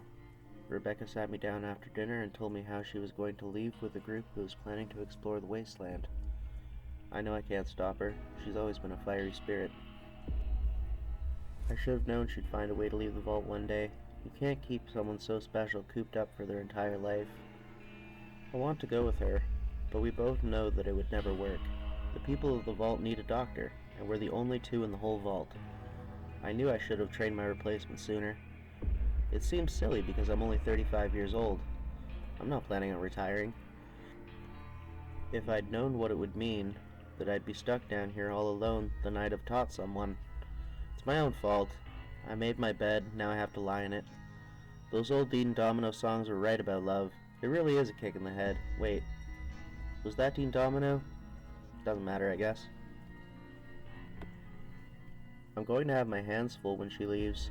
I'm trying not to be mad, but what else can I do? I wouldn't survive out there. I don't know what it's like. But I do know what I'm capable of. It's cold enough down here that sometimes my fingers turn blue. Bad circulation. Up there I'd probably be the first to die of hypothermia. It is one of the most painless ways to go. When I was trying to sleep, I couldn't stop imagining my wife on the surface, her body frozen, or eaten by bears, or trapped under the ice. There's nothing I can do to talk her out of it. I'm going to make sure they have everything they need when they leave the vault. Brooks be damned. That's all I can do for her now. I don't know the type of man I'd be without her. I guess I'll see soon enough. I don't think I've ever felt this alone in an underground bunker filled with people. Overseer's Log, March 28th, 2296. I need to distract people from this mass exodus nonsense. If I'm lucky, I can kill 2 birds with 1 stone. We need to get to that oil as quickly as possible. Once people have their heat, they'll gladly eat the sugar bombs and go back to reading. I'm going to start extending the working hours. The labor group is going to have some words for me. I'm going to force them to start setting up the drill, though. They're also going to need to brush up on the Dunwich Company manuals and storage so that they don't hurt themselves any more than is necessary. No one here has a clue what to do with the raw uranium we're going to collect as a result. We'll need to find a proper way to dispose of it. The dwellers have some experience with black lung, along with the other illnesses and possible dangers associated with excavation. A negative air environment is going to be the first thing we need to set up. The area we're excavating is near the living quarters. We'll have to put up signage and barricades to prevent people from poking their noses in. The last time we had a vault expansion was over 100 years ago. There isn't much on records as to why that is. I can only assume it was to expand the living quarters. 80 years after slavery was abolished, the vault experienced a population boom well beyond what it was capable of supporting. In the deepest depths of the vault's archives, there's information about why this area was chosen. On the outside, it was seen as a way for America to quickly return to the region after the Chinese were wiped out, allowing the country early access to any oil left in Alaska, giving America a jump start in rebuilding. The owners of Dunwich Bores has designated certain areas during construction. These areas were only accessible by their employees. Most of the information is frankly horrifying, but has no bearing on how things work today. The removal of ancient artifacts to be brought to their headquarters, forcing the vault population to perform cult rituals, pumping different drugs into the air supply. It's hard to believe anyone would willingly do this to their fellow man. As if the slave collars weren't enough, I can only wonder what other brutal tactics they used, things they chose to leave out of the records. I can only imagine what would happen if I was forced to employ the old methods. At the moment, most people simply accept my direction. The ice is shifting, though, and people are getting angrier. If I don't act soon, we'll be considered a failure as a vault. No one is happy with the Overseer right now. Not a single person. He told everyone that the day of rest is going to be cancelled, as well as the day of good deeds. These days will instead be used for the expansion of the vault to accommodate future growth. Oh right, he also said drilling will be expanded to include these days, and everyone will be expected to bring themselves up to speed on the safety manual located in their sector. I don't know what he's expecting to get from this. Lately he's been stopping by every hour on the hour to see how my current samples are progressing. It makes me want to work even slower. I doubt he'd get the hint, though. I remember when he saw the oil showing up on the spectrometer. His eyes lit up like he was looking at a treasure trove. Those two things alone should be enough to make me suspicious, especially after what Preston said at the meeting. Those heating coils are supposed to last indefinitely. It's not a long shot to say that the Overseer is probably hunting down oil because we have a limited reserve. I'm not going to tell anyone what I think, though. They'll start avoiding me like they avoid Marie. Maybe I should apologize to her. I didn't believe her either. She was always the smartest. I thought maybe she was crazy smart. Now I see we're the crazy ones for not listening. Anders log. Date: April 1st, 2296. Brooks came to my place today after my shift. He sat down with me and shared some instant cup of joe. I think he was trying to get me to rat on any plans that I may have overheard. How he found out that I was thinking of leaving the vault is beyond me. He's right. I am on the fence. I'm not sure what I want to do. I think my skills would be well served keeping the group alive above ground. I don't want to leave the only place I've ever known. The idea of a great open space scares the living hell out of me. Troy tells me that's common for people who grew up underground. I don't know how he could know that. He told me it's a condition called agoraphobia. Whenever I think of the vault door opening up, my stomach hurts, my back tightens, and I want to run in the opposite direction, as deep in the vault as I can go. Overseer's Log, April 1st, 2296.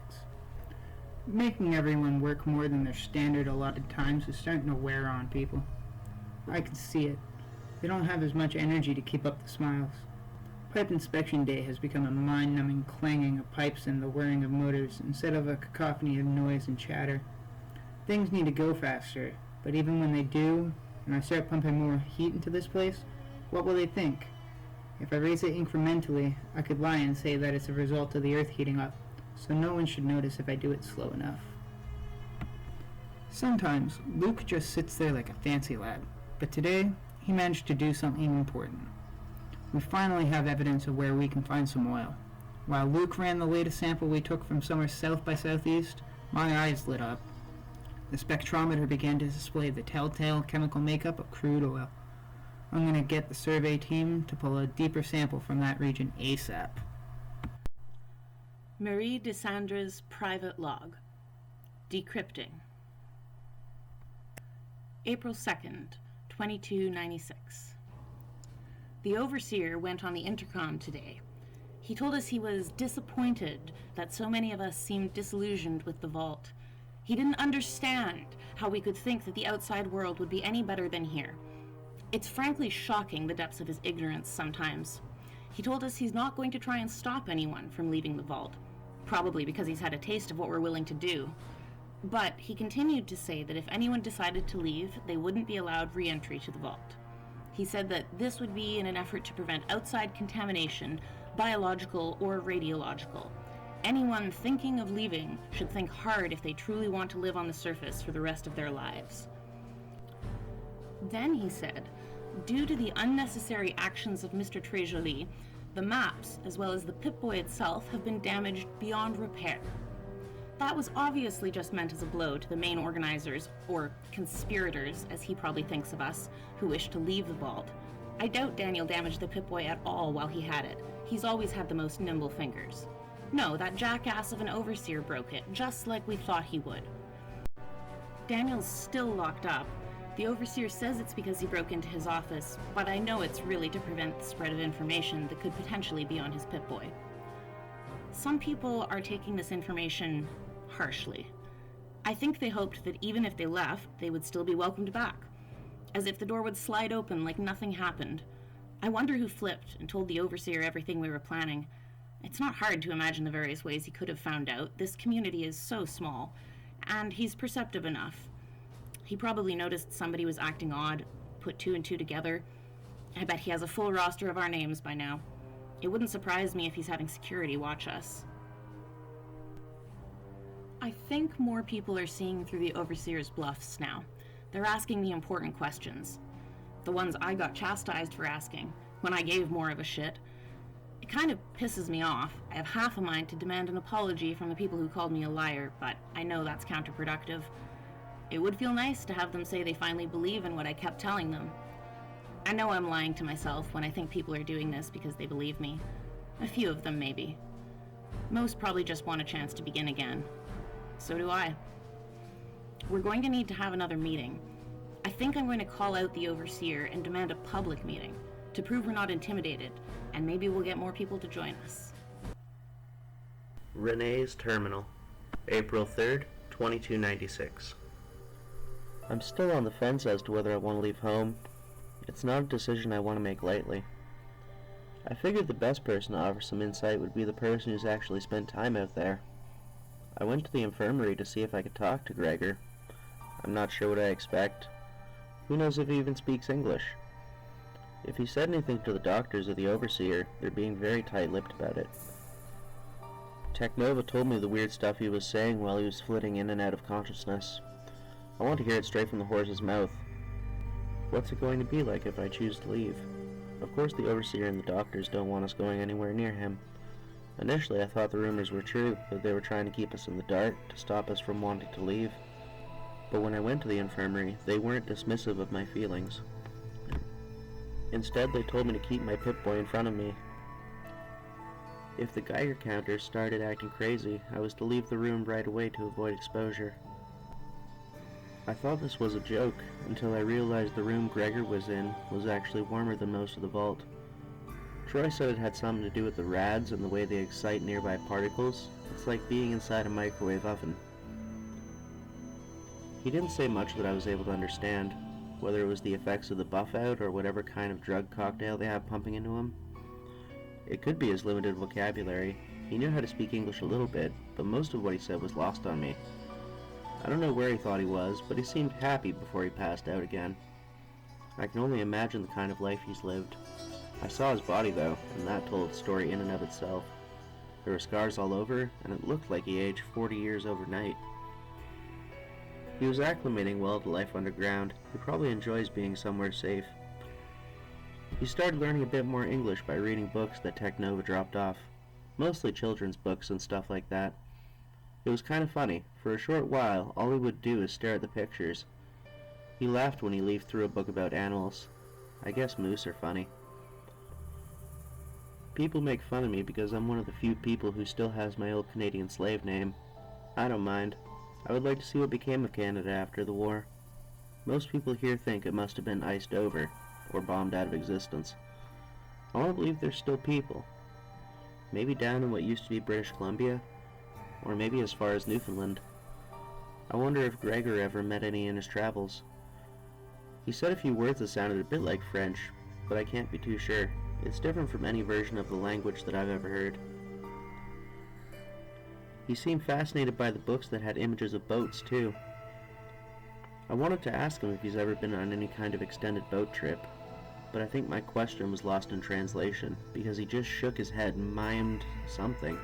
I think it was supposed to be a giant worm, or a snake. Vault Security Log. Officer Percival Matthias reporting. It's been a week since we locked Daniel up. He's not too impressed with us, especially when he heard there was going to be a vault-wide meeting. I told him people who break the rules of the vault don't get to participate in its governing. I'm surprised he hasn't tried to break out. It's probably because he knows Kilroy and I wouldn't put up with that nonsense. We'd beat the crap out of him and have him back in the cell before he could say oil. Anders thinks we don't know he was part of the secret meeting in the library. He's in for a rude awakening when the Overseer does what he intends to do to him. If he thinks he's going to break into the armory, Anders is sorely mistaken. I don't know why Kilroy hasn't done something about it already. They must want to watch to see what they do next. We're all supposed to go down to the atrium at around 5 p.m. to watch the whole thing unfold. I'm not sure if the Overseer is going to use this as an excuse to lock up anyone who speaks out against him. I have no problems with that. Lock them all up until they learn to appreciate the place that keeps them healthy. If he gives the word. He is a bit of a coward. Maybe I can give him a push in the right direction. We'll see tonight. Vault Tech Mail. To Kilroy McCarver. From Anders Anderson. Subject: sick leave. My apologies, sir. I'm not sure if it's something I ate, but I haven't been able to leave the bathroom all night. Who knew that when you stored food underground for decades at a time that only some of it would go bad? It's like playing Russian roulette with my colon. In case I am getting sick, I plan to take the next couple nights off to stay in my room. Please don't come by. I would feel terrible if you got whatever I got. I'll be sure to keep you informed on when I get better. P.S. Go easy on Daniel, would you? You may call me soft as much as you like, but he's still just a kid. We all had those rebellious streaks when we were young. Remember when you stole all the towels on Friday and tried to start a rental business? All I'm saying is we all make mistakes. Maybe don't treat him too roughly. Expedition Group Minutes. Log number 2. Overseer Brooks. So you guys had one of these meetings in secret. You didn't even bother to consider the families you might be breaking up, or the people who might lose their lives above ground. What about their importance to the vault? Things that keep us alive down here shouldn't be taken for granted. Did you think we wouldn't notice you all disappeared? You're selfish children. Rebecca Feldspar. Okay, if you're not going to be supportive or offer constructive criticism on how we can make this a reality, then I'd prefer if you just didn't chime in, Emerson. Marie Desandre. I'm going to read the notes from the last meeting. Some of this might offend you, but there's not much to be done about that. You can save your comments for after. Minutes read. Overseer Brooks. So you were going to essentially steal all of this equipment and possibly lose it topside while we sit down here and slowly starve to death without any defenses? Marie Desandre. I guess you could put it that way. I suppose we shouldn't have done things the way we did, but things have changed in this vault and there's certain issues we can't ignore anymore. Many of us want to leave before things get worse. We're all locked in this place together. It's not a good thing. We're always on edge. Nuke Charger. We've already heard what Brooks has to say about all this. We don't need his opinion again. Everyone will have all the information after this meeting. Page Queen. Brooks has been stonewalling us in regards to Daniel's freedom. He's been trapped in there for a week now. You guys had better let him out. Overseer Brooks. I'll let him out eventually. You can join your group when you leave. If you still think you can without the things you were going to steal. Nuke Charger. He'll let him out. I don't think he's stupid. Brooks knows what this is coming to. He knows that there's no way we're all going to choose to stay, and he's not going to kill any of us to stop that, because he knows that won't stop us. Page Queen. We need to make a deal today to figure out how much stuff we can take when we go topside. Is that an appropriate compromise to you, Overseer? Overseer Brooks, it's not just about the things you were going to take with you. It's the people as well. You were planning to take one of our doctors, our engineers, vault security. Every person you're taking has a crucial job to do within the vault. Marie DeSandra. Maybe we can come to a compromise on that too. What if those of us who are leaving personally train our replacements? Going forward, we can ensure those skills are still here in the vault, either in the younger generations or those staying behind, which is plenty of people. Look, even if everyone here today actually comes, that's less than a quarter of the total vault. You lose a few engineers, a doctor, yes, but from what I understand, Troy is staying, so you won't have to worry about not having a doctor here. Knowing that, would you be more amenable to letting all of us go in peace? Overseer Brooks, we'll need to make up a roster of people leaving, their respective jobs, their planned replacements. I can help those who need it developing lesson plans for apprentices. If this is what you intend to offer as a bargain, then you'll need to know I won't take any less than 2 weeks training per apprentice. Christian Demeter. If we won't have to fight our way out of the vault, you can have all the help you want. I just hope this isn't some sort of ploy to sabotage us or convince us to stay. Overseer Brooks, I assure you, there's nothing more I'd like than that, but I've given up on that being a reality. Now, I just want to minimize the impact that this will have. Our gene pool is already getting clouded. I don't want to think of what this will do to us in 2 more generations. Technova Marigold. Has anyone other than security gone to see Daniel since he got arrested? David Fullmeister. I did. He's doing fine. A bit bored, but I left him with some old school books to help him pass the time. He's frustrated he can't be a part of this either. I think he realizes he won't be in there for much longer. After all, the vault does need a barber. Rebecca Feldspar. That's it then. Everyone who's coming will need to write their names down along with their respective vault duties. Marie, myself, or Luke will visit everyone on the list to discuss the responsibilities they'll have when we exit the vault. We're going to schedule our departure for 2 weeks from today, barring any major disruptions. Kilroy McCarver. In the meantime, I'm also going to try to have an inventory done so we can allocate an appropriate amount of supplies for your departure. Don't get your hopes up. Melanie Drayton. Well, everyone, I think this is the best we could have hoped for this situation to play out. It's nice to see that even if we don't agree, we can still support each other to some degree. Marie DeSandra. If that's everything, I'm going to go talk to the Overseer a bit more. The rest of you can get started on your prep work, or you can spend these last few weeks with your family, however you see fit.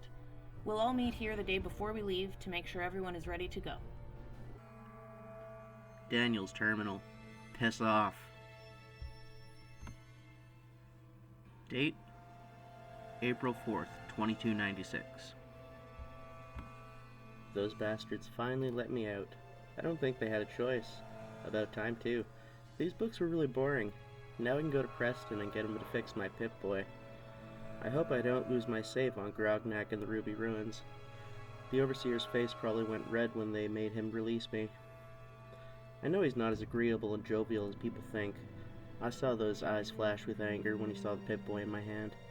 If he were a bit bigger, he probably would have taken matters into his own hands. He's not going to like it when I tell people that he's the one who broke the Pip-Boy. I can't wait to get out of this place. I wonder if anybody tried to hack my terminal. They'd have one bitch at a time. It's a 12-letter password with no code errors to exploit. I know it's not going to be a cakewalk topside, but I can't stand being down here with these people. The doctor says I might have a slight case of claustrophobia. Nothing he can do about it, though. I don't know if I can wait 2 more weeks. Maybe I'll just hang out near the vault door with my stuff.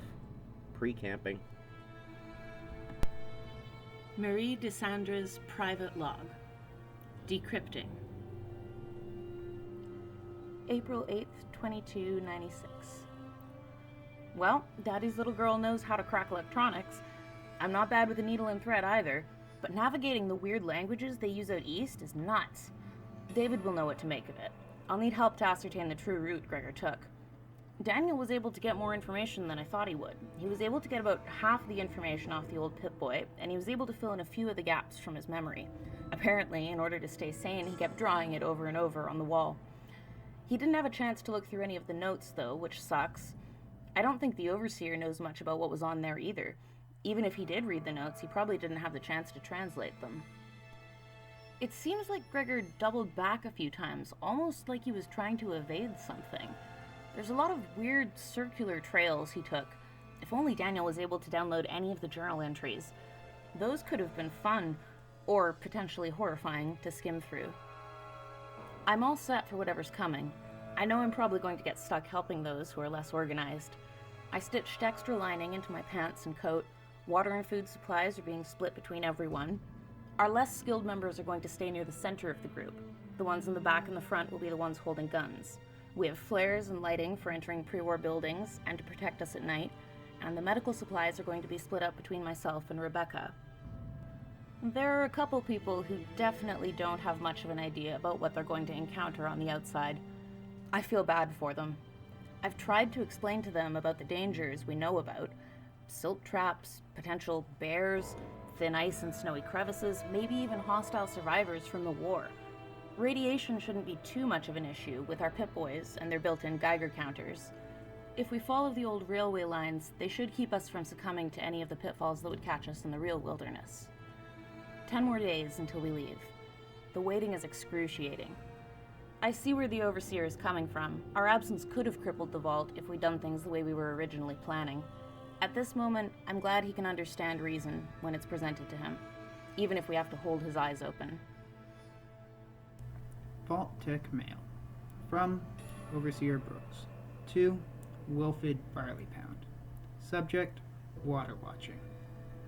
I don't want to part with any of our water. I think you feel the same way I do. Unfortunately, we don't have much of a choice. You've done a good job keeping an eye on our water levels. You're invaluable to this vault. I'm glad to see you don't see eye to eye with these suicidal fools who want to die out there in the wastes. I also wanted to commend you for your diligence in keeping our other secret. I knew the goat was correct when it placed you as Stephen's apprentice, even though you were just 16. No one can know about the Gek. If anyone ever found out about it, we would never get any peace. I know it's unfair to put the burden on you, but you've done an excellent job staying silent. Make sure you double your watch. I know it means you'll end up sleeping on the water chip boxes. After the incident with Daniel, we can't be sure that someone won't stumble in the Gek containment room while trying to steal water. As usual, remember to delete these messages. Keep up the good work. Luke the Nuke Charger's log. Date, April 9th, 2296. Brooks is trying his best to convince me to stay. I wonder how many other people he's trying to butter up in the same way. I'm not sure why. My job doesn't help with the running of the vault. All I do is conduct mineral analysis. I don't maintain pipes, prepare food, I don't defrost water systems. I'm not sure what is so important about soil study or mineral analysis. I could only see that being necessary if you were trying to determine the position of a new oil reserve. Oh yeah, that's right. We've got a shifty overseer who likes to keep secrets. An overseer who's most likely lying about the amount of crude oil the vault has in reserve. I believe Daniel when he says he wasn't the one who destroyed the Pip-Boy. He might be an angry guy, but he's not stupid. He's probably doing this to everyone, trying to convince them that their skills are invaluable, buttering them up, saying that the vault would be nowhere without them. However, if everything is like he said, then we shouldn't have anything to worry about when we leave. The drill has been going for the past few weeks. Hopefully the newbies were taught how to avoid burning the bit and getting dust in their eyes. There's no way he would have led the vault into an energy crisis purposefully. Trying to hide it from everyone is absolutely Overseer Brooks' MO. Surely someone would have spoken out against him. Oh right, she did, and we ignored her. Who knows? Maybe it wasn't his regime that started the whole problem. We're the generation to fix it. I'm getting ahead of myself, though. The next time I see Brooks, I'm going to ask him why he wants me to stay. I'm curious. I doubt he'll say much. It'd be interesting to see his reaction. Wilfred's water log. April 11th, 2296. I'll be damned if I'm giving any of those dissenters any extra water. Not a single drop more than the Overseer says I have to give them. This chip has lasted 150 years. I'm not putting it into overdrive for their greedy asses. Hell, it's just gonna wind up getting frozen and irradiated up there anyway. No different than defrosting a patch of snow to drink. Why can't they see that staying down here until the radiation levels go down above ground is the best move? They're throwing their lives away and ensuring that this vault only lasts a few more generations. The Overseer is right to try and stop these people from leaving. It's too bad he backed down. He should have stood his ground and forced those who disagreed into lockup. That'd keep security busy too. They're always right in my ass. Kilroy McCarver, Security Log. April 12th, 2296. So, Anders is a traitor. I never would have pictured it when the goat first assigned him to us. He always seemed so happy down here. I wonder what those snakes are whispering in his ear. What kind of promises could they have made that convinced him that leaving the vault was a smart idea? He's always been the soft sort, though. I don't think he has the metal to stick it out up there. It's too bad. When he decides he can't take it anymore, he won't be able to come back here. The only reason I'd want his truthinous ass back in here would be to tell him I told you so and kick him right back out into the waste to freeze. I gave that man every opportunity to advance. He was supposed to take over when I was done. Of course he wasn't my first choice, but he had the seniority. Now maybe I can choose someone to work with that won't shy away from a little force now and again. Troy Feldspar's log, April 13th, 2296. I understand why she wants to leave. She's not a medical doctor. Rebecca tries to understand the hows and whys. She would never be happy stuck in a small pond dealing with little issues. Her brain is built to tackle tougher problems. I know the idea of working with energy sources other than oil is part of the draw. I hope she knows how much trouble she's in for when they get to the surface. We talked about it at length a few times. I remember there was a time she would chat with Andrew when he finished work. They'd have tea and sweet rolls while he described the mineral samples they were analyzing. They started making all sorts of wild stories about what happened to the people and animals above ground, their only evidence being the radiation levels and contamination of the water table. No one can really know what they're going to see up there. I know I'm not going to see her again. The best thing I can do right now is to make sure they have everything they need when the inevitable happens. I don't think anyone will notice if I swipe a few extra supplies and tools and put them into one of the sleeping bags that she's sewing. Vault Tech Mail. From Lucy Charger. To Nuke Charger. Subject: Asshole. Take me with you, or I'm going to tell Technova about the time I caught you staring at her while she was taking a shower. If you take Dad's side, I'm going to lose my shit. I deserve to go outside, too. Marie Dessandra's private log. Decrypting. April 14th, 2296. I tried to talk to Gregor one more time before I left. I wanted to see if it could help me make heads or tails of his cryptic behavior and notes. I wanted to see if he'd like to come with us and maybe act as a guide. He's not in a rush to leave the vault. Even though he doesn't have nearly as much freedom as he would have up there, it was clear he had no intention of leaving. It seems he's gotten accustomed to life underground. I don't know what will happen to him when we leave. It looks like we're both taking our chances with what happens next. I showed him that we had tracked his route to get here. I know he ran into something he was trying to avoid. He probably thinks he can avoid it for good down here. He's not very descriptive of what it was he was running from. I hope we don't encounter it. If we do, we have one of the Gauss rifles.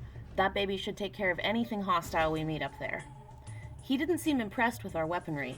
Maybe he's never seen a Gauss rifle in action?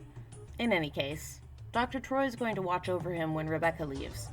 Gregor doesn't seem to be too worried about the Overseer. My guess is it's because somehow he knows one of the Overseer's secrets. Which one is beyond me, but it probably has to do with how he got into the vault. Overseer's log, April 14th, 2296. It took me less than a day to convince Gregor to keep his mouth shut when he first got here. I didn't want him leaking the knowledge about the hidden vault exit. Not that it matters now with a bunch of people planning an exodus from the vault. At least this wanderer knows not to fuck with a good thing when he sees it. In exchange for his silence, I've given him limited mobility throughout the vault. Due to his condition, he's unable to eat with the rest of us, and no one is allowed into his room, especially when he has his hazmat suit off. He doesn't talk to anyone much, even me. Threats do nothing to get him to open up. I remember when he first became lucid. He seemed particularly freaked out by our vault suits. Rebecca said he watched her with suspicion while they were treating him. I wonder if he's run into people above ground who represent Vault Tech. Maybe we're not as divorced from the rest of the corporation as I thought. It would be nice if he would communicate with me more. At least his stony silence has prevented more people from deciding they want to leave as well. I would thank him for that if it wasn't for the fact that his continued presence will remain a threat to my authority until the day he dies. That should be soon. It seems he's slowly developing a case of necrotizing fasciitis. Neither of the doctors are exactly sure what's causing it. Thank God the hazmat suit is containing the smell as well. It doesn't seem to be bothering him at all, though. Who knows? Maybe it was a prior condition before he got here. He sure as hell didn't catch it down here, or I think we would have all succumbed before him. Lucy's log. April 15th, 2296. I'm 16 and I should be allowed to go above ground if I want to. It's not fair that Mom and Dad will let Luke go, but when I want to see the surface, suddenly it's very dangerous and no place for a young girl. I wish they weren't my parents. It's probably beautiful up there. As if I want to stay trapped in this shitty little hole in the ground. Why give us all these books with descriptions of wonderful places around the world, then deny us the chance to see it for ourselves? If they think I'm doing any of my chores after Luke leaves, they've got another thing coming. Maybe I can talk to the overseer about letting me go with them. I've taken my goat. They shouldn't be able to dictate what I do with my life. It would be nice to meet some boys I'm not related to.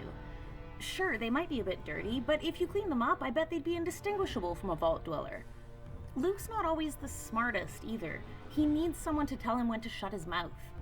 Murray won't have a problem doing that. Neither does Miss Marigold, so he might be okay. I'm still worried about him, though. Overseer's log. April 16th, 2296. 2 more nights to try and talk them out of it. I tried my best to convince others to stay, but I don't think I got through to any of them. I even tried playing into their fears.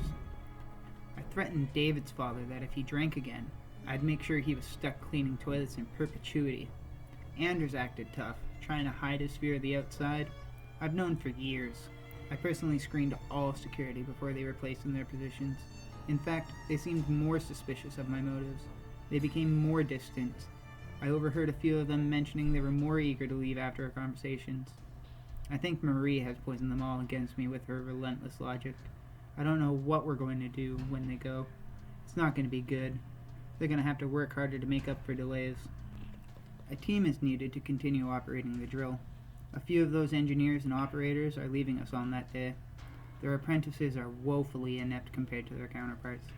Sure, they trained their apprentices and got them up to speed rather quickly, but I know we're all bound to suffer from their absence. I wish there was a way I could show them how important they are to the Vault. I briefly considered showing the group that wants to leave the real history of the Vault, the results of past expeditions from before they were born.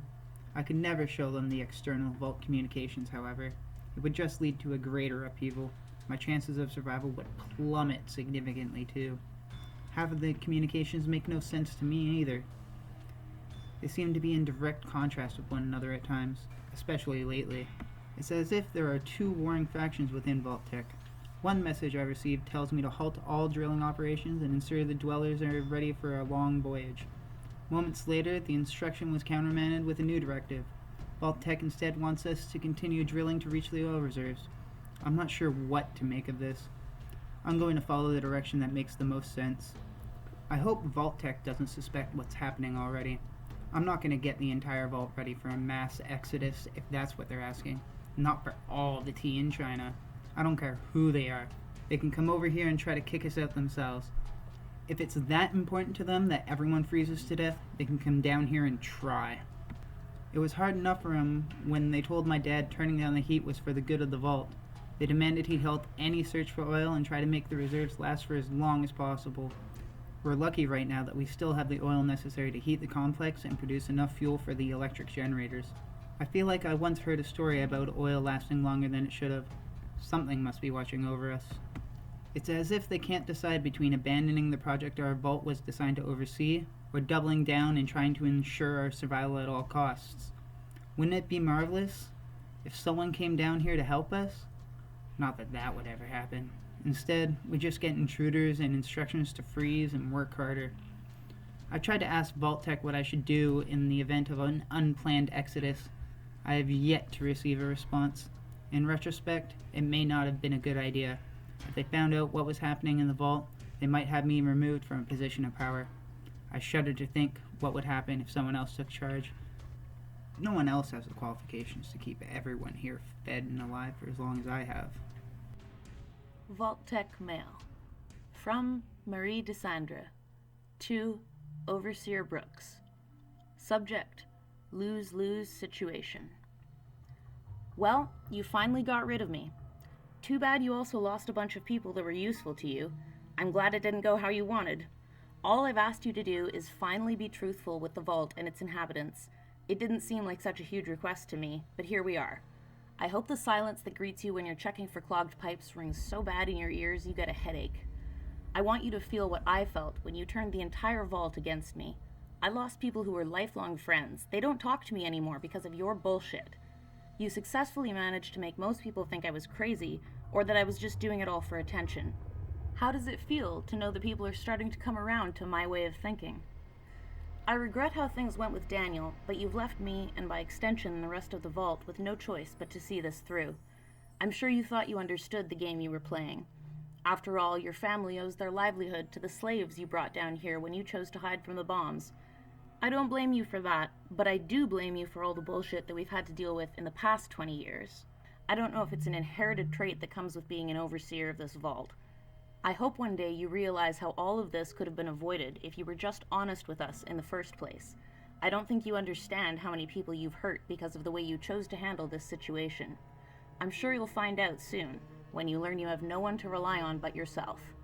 Goodbye, and fuck you. Marie Desandra's private log. Decrypting. April 17th, 2296. Today is our last day inside of the vault. It's going to be bittersweet sleeping in my bed for one last time. I made a giant feast with what I had left in the kitchen. I coated a Salisbury steak in potato crisps and fried it, finished off my yum-yum deviled eggs and cheesy poofs. For dessert, I sliced my Dandy Boy apples and mixed them in with my sugar bombs. I wish I could have one last piece of Granny Esther's pie before we leave. I went by everyone's homes to see if they all had their last-minute packing done. I asked if they'd said all their last goodbyes. The majority of them don't seem to think the overseer was serious about not letting us back in. They're acting as if they're just leaving their family for another day of working in the vault. Brooks still hasn't overturned his decision to keep the vault closed after we leave. He was very vocal about it. He almost seems hurt, like a kid whose parents said they were going to take away his favorite toy. The people that are staying are going to miss us, especially when they realize we won't be returning. I have no delusions about the overseer. On the outside, he may act all concerned, and I'm sure on some level he believes that himself.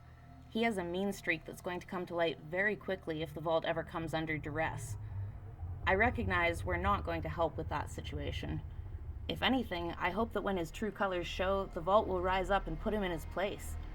Then they might truly be free. We're basically slaves in all but name now. While we're gone, they'll have nothing to do but think about that, while they freeze their asses off. Who's to say we're not going to be begging to get back in after a week out there? This might all be one big mistake. We could wind up dying the first day out of the vault.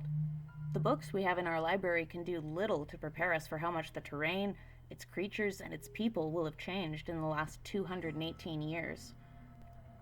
After all this time, I thought Brooks might have something nice to say. He has known us our entire lives, or at least his entire life in the case of the old-timers.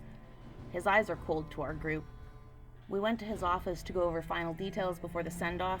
He was standoffish, giving only short answers and facts. I don't know why I expected a tearful goodbye. I guess somewhere I hoped he understood that this was something we had to do, both for the vault and for ourselves. No, it was as if he were eager for the whole thing to be over, so that he could go back to the important work he does managing all of us grunts. I don't know if I'll ever see this terminal again. I don't really have a reason to upload these logs to my Pip-Boy. They can stand here all alone. A solitary reminder that a lady named Marie used to walk the halls of this vault. The important things are all coming with me. My memories, my survival equipment, and my friends. I know you would approve of what I'm doing, Mom. I know you're watching out for me up in heaven. Please watch over the people of the vault while I'm away. Overseer's Log, April 18th, 2296. Well, the day is here. We're all gonna meet by the vault exit in the mid-afternoon to see everyone off. Before that, we're gonna have some cake. Not my idea. If it were up to me, they would be sent off into the wastes without any goodbyes. I can't do that, though, or the others will think I'm heartless. I say it's them who are heartless. They're making everybody in here grieve for them. It's almost certain they are gonna die. I won't be held responsible for their actions either. I tried my best to get them to see sense. This all happened because of that miserable piece of shit, Gregor. I know you shouldn't speak ill of the dead, but if that Dutchman hadn't walled his ass into my vault, I wouldn't have lost a third of my workforce to a goddamn mutiny. I honestly don't know what I would do if they just chose to come back. Part of me thinks I would have to reopen the door, otherwise I'd just instill another revolt. If I did let them in, what would my word mean to the people in my care? I guess I should hope they survive so I never find out. Nope, can't do that. I resent the fact that they are leaving the rest of us to fend for ourselves. Luke the Nuke's final log. The past few days have been really quiet. Our normal game day was shorter than normal. No one said anything unrelated to the game. No one made eye contact with me the whole time. It was like I already left the vault. Lucy sat there with her arms crossed, glaring at each of us. I was pretty sure she was going to stab me with the dice when she was shaking them. I'm glad she's staying behind. She's too nice to survive above ground. She'd politely ask the cannibals to consider the golden rule before he takes his next bite. My family still doesn't understand why I want to leave, or why the world above ground would be so fascinating. They don't seem to get the idea of blue sky above you, or meeting people you haven't seen naked at one time or another. My mother asked me if they thought they had better food on the surface. Honestly, I doubt it. Mom's Instamash loaf will go down in history as the best meal on earth. That's not the reason for this whole thing. I want to have an adventure. I don't want to be cooped up here. That's the main problem. Dad says he wishes he could come with me. He's getting up there in years. He wants to stay to take care of Mother. If he was a bit younger, he'd go with me for sure. He'd make sure I kept out of trouble. I swear I saw tears in his eyes. Lucy chimed in at that moment. That was the entire point of me going. If you would let me be free instead of repressing my natural wanderlust. Normally, she always has some sort of cutting remark or poignant comment. I couldn't this time. She was probably right. I don't know what I would do if she hurt herself and there was nothing I could do to fix it. I asked Lucy if there was anything she wanted to tell me before we went down to the ceremony. She just stared at her Zayton Invaders game and didn't even acknowledge my existence. After a brief heart-to-heart that seemed to stretch on for hours, where I told them I wouldn't forget them, or everything they taught me, we went to bed on a happy note. I could swear I heard my mother crying from the other room, and my father trying to console her. I wish I hadn't heard it. I won't disappoint them. I wish they didn't worry about me so much. Last notes. It's right before we leave, and I think I'm writing this to try and draw out the last few minutes. This is the only home I've ever known. Maybe my family will see this if they go snooping once I've gone. If that's the case, I love you, Mom. I love you, Dad. If I find a way to get a message to you somewhere out there, I promise I will. And no, Lucy, you can't have my stuff, even if I'm gone. I expect my things to be in the exact same place I left them. Also, if you're reading this sometime in the future, make sure you keep an eye on the Overseer. Marie's right, there's something off about him. I didn't notice until I got older. Don't get in his way. Okay, off I go. Fuck. Okay. Goodbye, you guys. I'll never forget you. The horns blare, and yellow lights flash as the large steel doors slide open. The crackling of ice crashing on snow as neon green light plummets into the depths of the vault.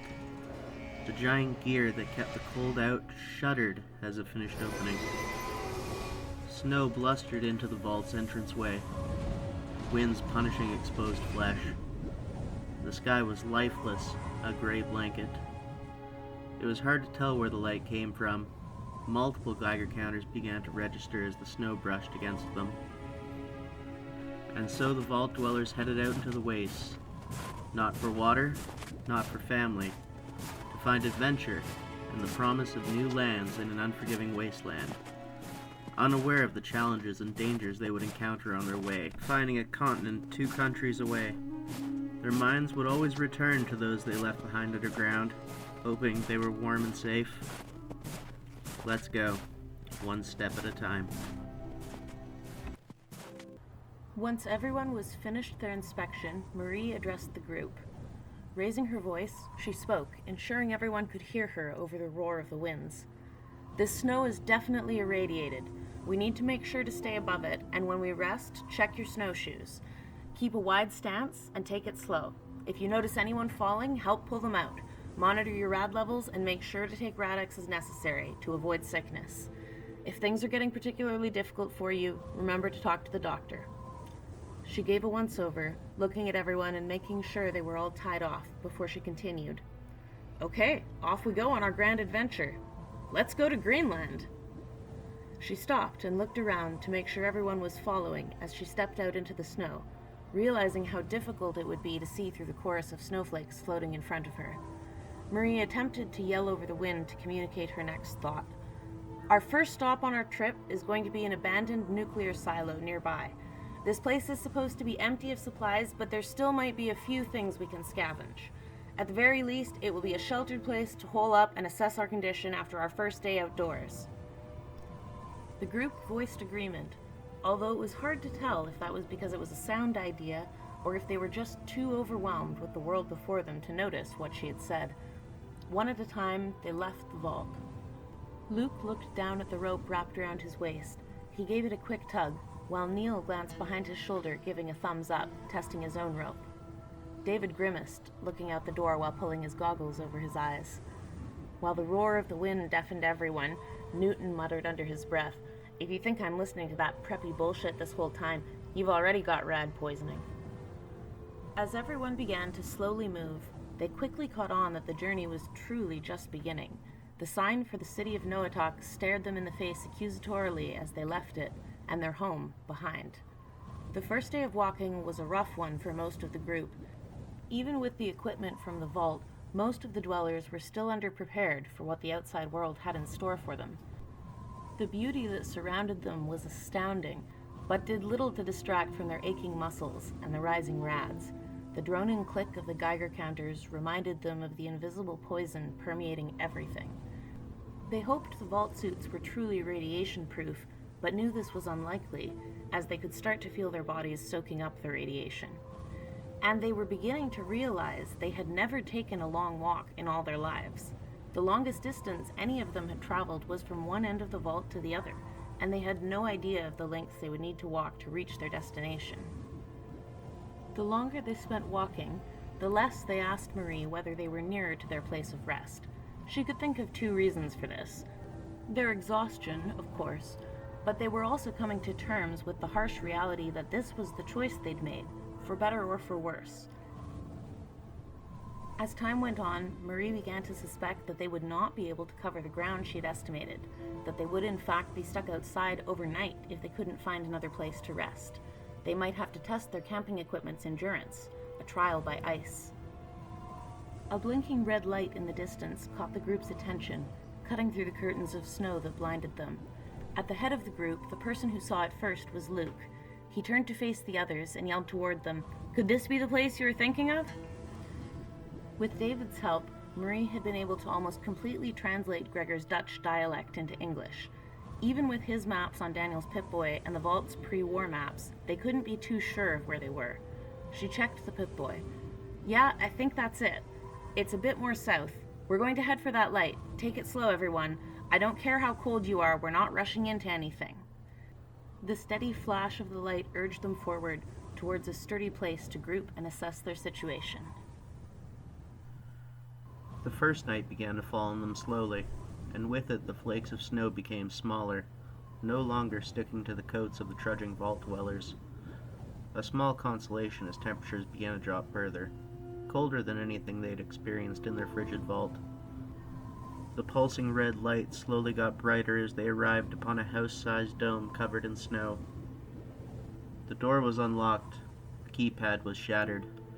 The inside was covered in frost, the red numbers barely visible upon a fine layer of ice.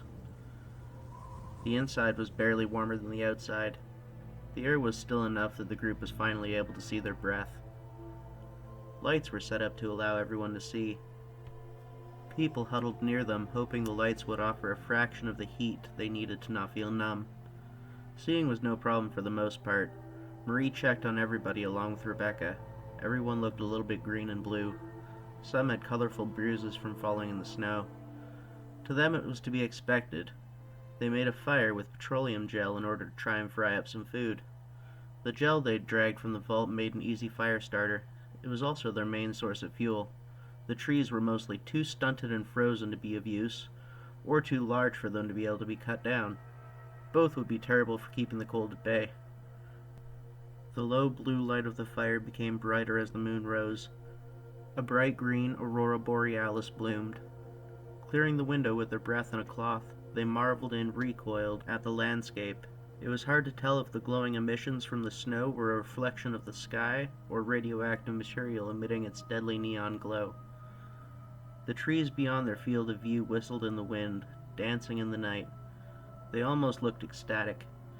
Beyond their facade, the dwellers could see pale orbs watching them from the shifting shadows.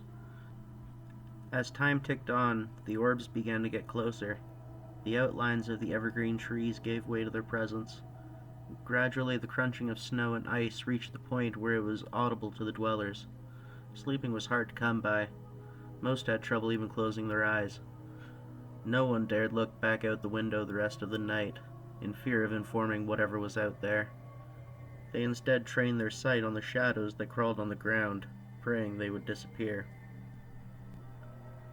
Luke's Expedition Journal. Lucy, I'm glad you didn't come with us.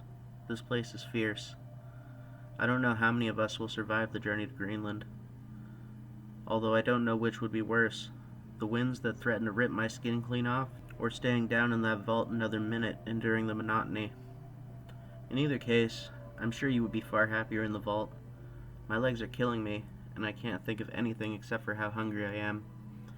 Even when I eat something, all I want to do is throw up. This is no place for a young woman. I don't even think this is a place for me. This probably isn't a place for any human being alive. If there are people who choose to live up here, of their own free will, they must be insane scavengers. People devoted to freezing their fingers off and gnawing on dirt to stay alive. Overseer's Log, April 20th, 2296.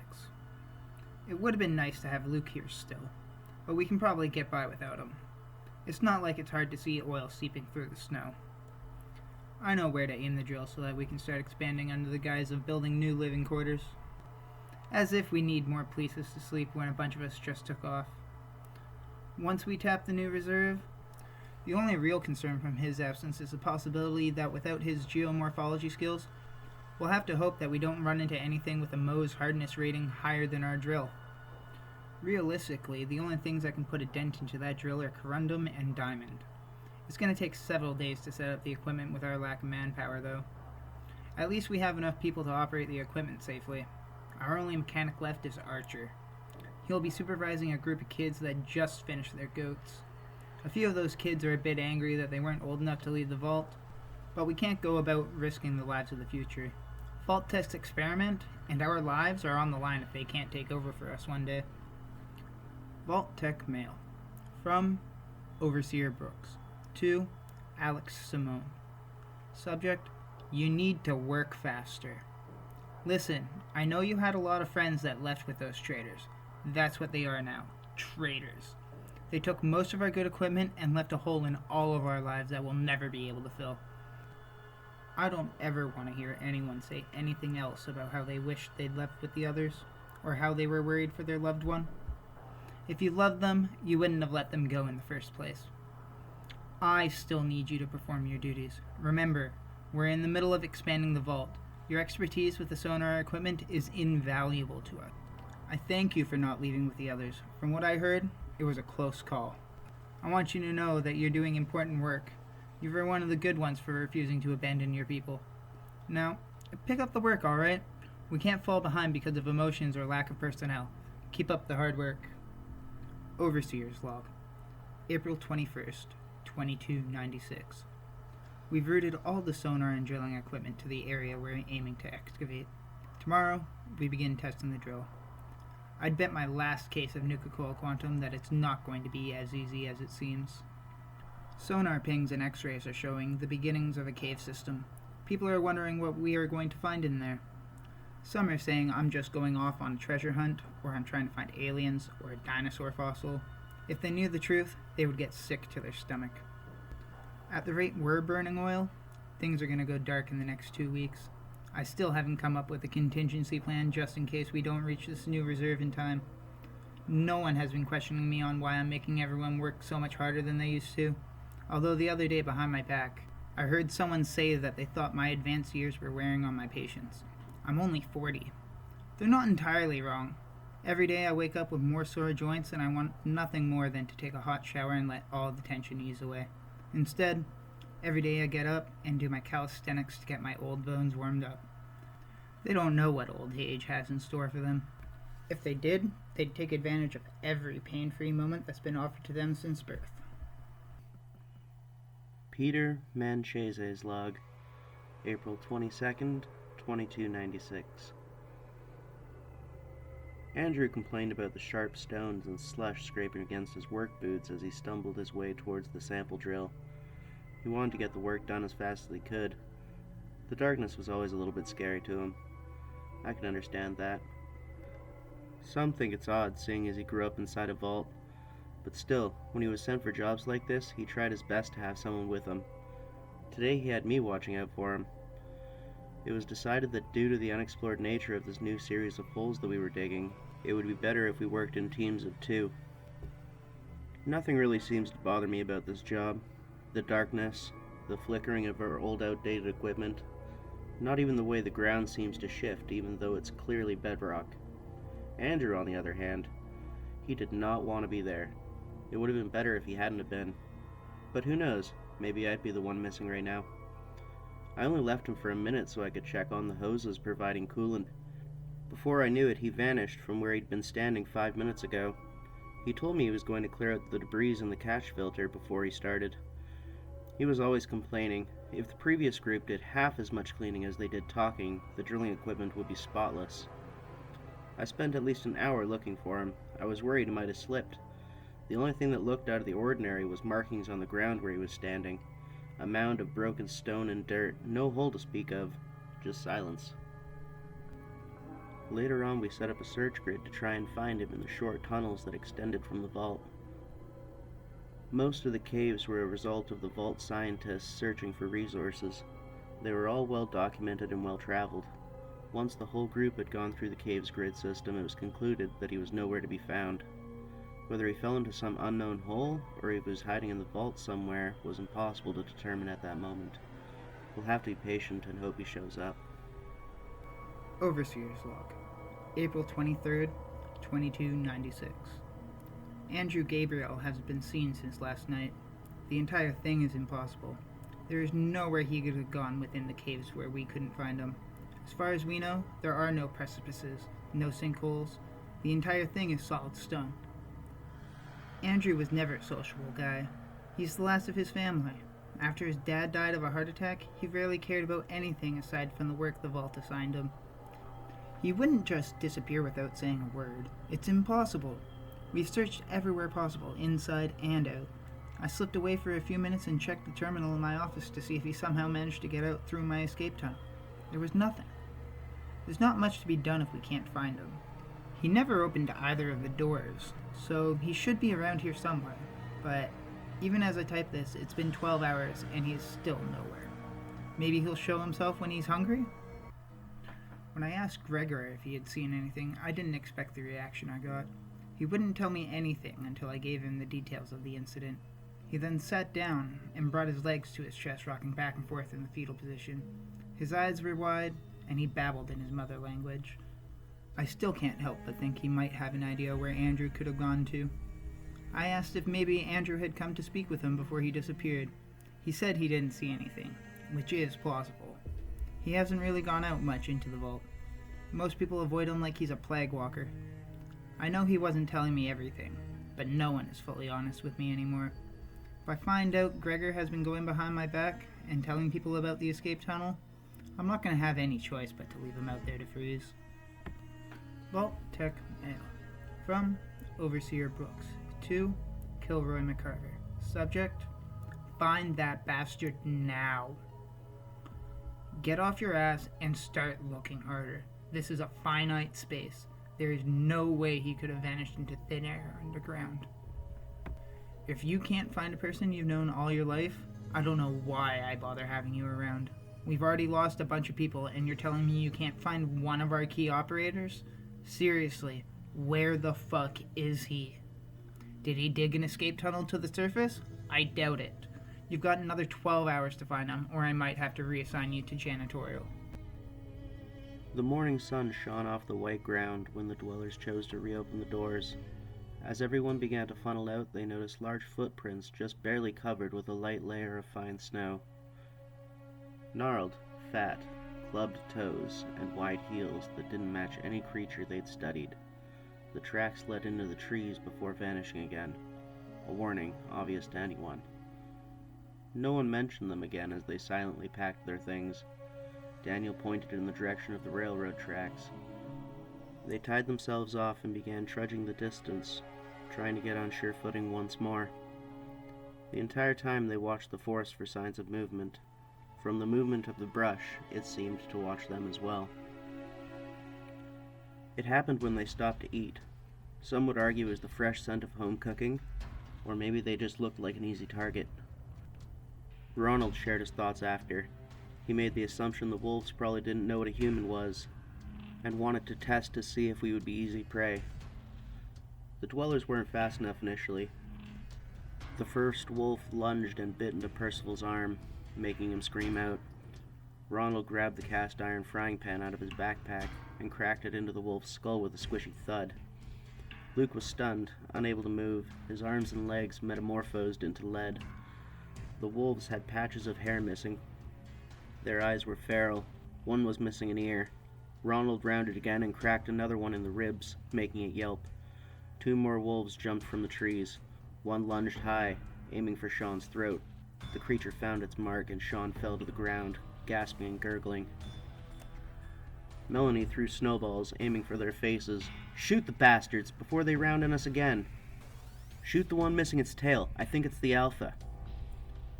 One of the younger vault dwellers cried as Sean's body was dragged towards the forest.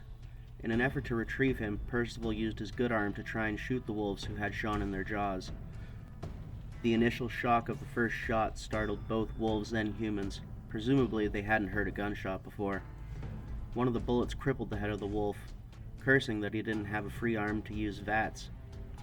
He chose to try and shoot the largest one in the chest, trying his best to scare the others away. All eyes went to Percival as he leveled the barrel of the gun on the largest wolf, aiming for center mass. His shot was true, and the wolf collapsed before it could successfully gnaw Sean's arm off. The light whimpers of the pack leader as it died brought all the other wolves to silence for a moment. An echoing howl resounded from the trees, calling back the rest of the pack, forcing them to edge back towards the forest. The wolves left Sean's body where it lay, their eyes never leaving the dwellers as they disappeared back into the brush. Rebecca pointed to Newton. "Go get Sean. If he's alive, we need to try and save him. If he's dead, we'll need to bury him before more animals show up looking for an easy meal." "Newton?" Before you start complaining, could you please just retrieve him? I need to get a look, and I'm not strong enough to carry him. Newton crossed his arms, turning his back to the scene. Get Neil to do it. He probably won't throw up. Rebecca sighed, closing her eyes and rubbing the bridge of her nose. Fine, Neil, would you please go get Sean and bring him over to me? Neil looked over to the body, grimacing at the red snow surrounding it. Yes, ma'am. Everyone knew before they went to retrieve him that Sean was already dead. No one wanted to be the one to say it, in case someone else decided to respond with a cutting remark about how they shouldn't have left the vault. They all knew there was no going back. For better or for worse, they would need to find a way to eke out an existence in this harsh, starving environment. Rebecca's face turned downcast as Neil placed Sean's body in front of her. She moved slowly and with deliberate motion. Sean's still body stared up at the sky, no steam from his breath warming the air. Technova put a hand on Rebecca's shoulder. There's nothing you can do. Unfortunately, this is the world we find ourselves in. It's harsh. If it's any consolation, he won't have to endure how hard things are truly going to get. This is only our second day above ground. Rebecca shrugged it off. She stood up, pulling Sean's hood over his face, and stood facing the other vault dwellers. Who all is hurt? Who needs medical attention? If you're not hurt, then start organizing the camp and cleaning things up. Marie, you should check on Percival first and get a makeshift triage ready for anybody else who got bit. Somebody boil some water. I'm going to bury Sean's body. Luke objected. No, Rebecca, this is as much my fault as it is yours. I froze when I saw their teeth bared in my direction. We're lucky to be here now. I want to bury Sean too. Maybe you can prepare his body while I dig a hole. Okay, Luke, you do that. Rebecca didn't look up from the cut she was inspecting, her voice empty and devoid of feeling. Everyone worked as quietly as possible. No one wanted to draw attention to their existence, but the encounter drained them of any energy they had left. Microfusion cells without a charge. Once each person was done with their work, they received a diluted radway to help with any sickness. Their only tent, stitched together using scraps of cotton, was no match for the shearing winds and deep cold that chilled their bones, making their bodies shiver and their teeth chatter. They avoided the most devastating winds inside, while Dr. Feldspar stitched their wounds and applied disinfectant. They built a small makeshift camp, spreading their light to get a good view in all directions. Daniel plotted their path for the next day. Things were as awkward as ever. Eyes dripping with hunger continued to watch them from the trees. Luke spent the rest of the night digging. He wasn't able to sit still. The feeling of heaviness was gone. Now he just felt the shame of not being able to protect the people that he came out here with. When he finished, he finally lay down inside the hole. Luke's expedition journal. We've already lost the first of our people. I didn't know it would feel this way. In the vault, most people live to a ripe old age, but out here all the rules are different. We've met some of the animals that dominate this land. They have no love for us. To them, we're a hot meal in a desolate place. I have no idea how they survive out here. Some of these creatures are monsters. I wouldn't know how to describe them. I'm just glad you didn't have to see their eyes as they watched us sleep. I know you didn't know Sean well. I didn't speak to him much either. None of us did. I don't know why he chose to join us. Maybe it was because he didn't have any real family down below. Either way, he's free now. I'm lying in his hole right now, asking myself, how would I feel if I was the one buried in this hole? Somewhere far away from you, from Mom, from Dad, where you couldn't visit me? I know this was my choice, and I don't have the luxury of second-guessing myself and going back. If I did, I could only imagine the smug look on your face. I don't even know why I'm writing this. It's not as if I'm going to see you again. We're taking Sean's Pip-Boy. We're going to pack it away with the other non-essential supplies. If I die out here somewhere, I hope my Pip-Boy makes it back to you guys somehow. I want you to know what the world is like out here, just in case you decide to make the same mistake as me. After a few minutes, he got out, calling over the group of dwellers who brought Sean's body. They quickly said a few words for him before placing the body in the hole and covering it. Paige stood in front of the makeshift grave. The other dwellers stared at the ground in front of them. She spoke as much to herself as she did to her friends around her. Sean Legume, he was just like the rest of us. Someone who wanted to see the earth that we were promised, denied because of the people who came before us and the harshness of reality. This may not be the most hospitable environment, but this place is our home. He'll be buried under it and hopefully watch us during the rest of our journey. Rest in peace, Sean. At least you got to see the outside before the end. They couldn't rest the next night as much as they tried, the rhythmic shivering of nearby dwellers shaking awake anyone who had managed to doze off. The chattering of teeth cut through the night. Overseer's Log, April 25th, 2296. The sonar group came to me with a strange discovery today. They found Andrew under the ground, completely entrenched in mud.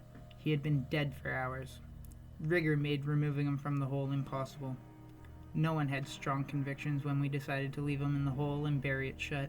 A small memorial stone will be placed over the site. It was difficult, but I was able to make everyone go back to work shortly after we had a moment of silence. We don't have time for people to be mourning the frozen body of a depressed man who tried to hide from the world in a hole. The dweller who found him on the sonar team still swears that the face they saw on the monitor wasn't Andrew's. We don't have time for speculations when we are dazed from freezing. Alex Simone's log, April 25th, 2296. I've been working sonar for so long I don't even notice the monotonous hum of the equipment, or the variations in the tones as the frequency oscillates. I've started hearing whispers in the static. They were nearly imperceptible at first. I thought maybe I was hearing someone singing deeper in the vault, but the voice had no melody to it. When I strained my ears to hear what it was saying, I lost track of what it was, as if it didn't want me to understand what it was saying. I asked the person working next to me whether they could hear it as well. When they took off their headset, they looked at me with a blank stare. I guess I'm the only one. I guess I'm bored, and so my mind is making up things to keep me entertained. I was at lunch today enjoying my Dandy Boy apples and wishing I could try some of the sodas they advertised in old magazines. I want to know the difference between a Nuka Cola Wild and a Sunset Sarsaparilla. I was pulled from my imagination when I heard William muttering to himself. It was hard to make it out, but I'd swear he said, "I wish these whispers would leave me alone so I can get some sleep." He'd just gotten off the digging crew when they were prepping the area to move the drill forward. Today we found a large cave structure about 24 feet in. There's no radioactive material inside. It's an open space. There were no reverberations to indicate that it was filled with oil or water. Maybe I'm just stressed from all the extra work Brooks is giving us. After a good night's sleep, I'll stop thinking I'm hearing things. I don't want people to think I'm cracking. How would it seem if I needed therapy? We're the older generation. We need to keep things in check until the next generation can take the reins. When that happens, then I'll finally take a rest. Frankie Sonata's log, April 26th, 2296.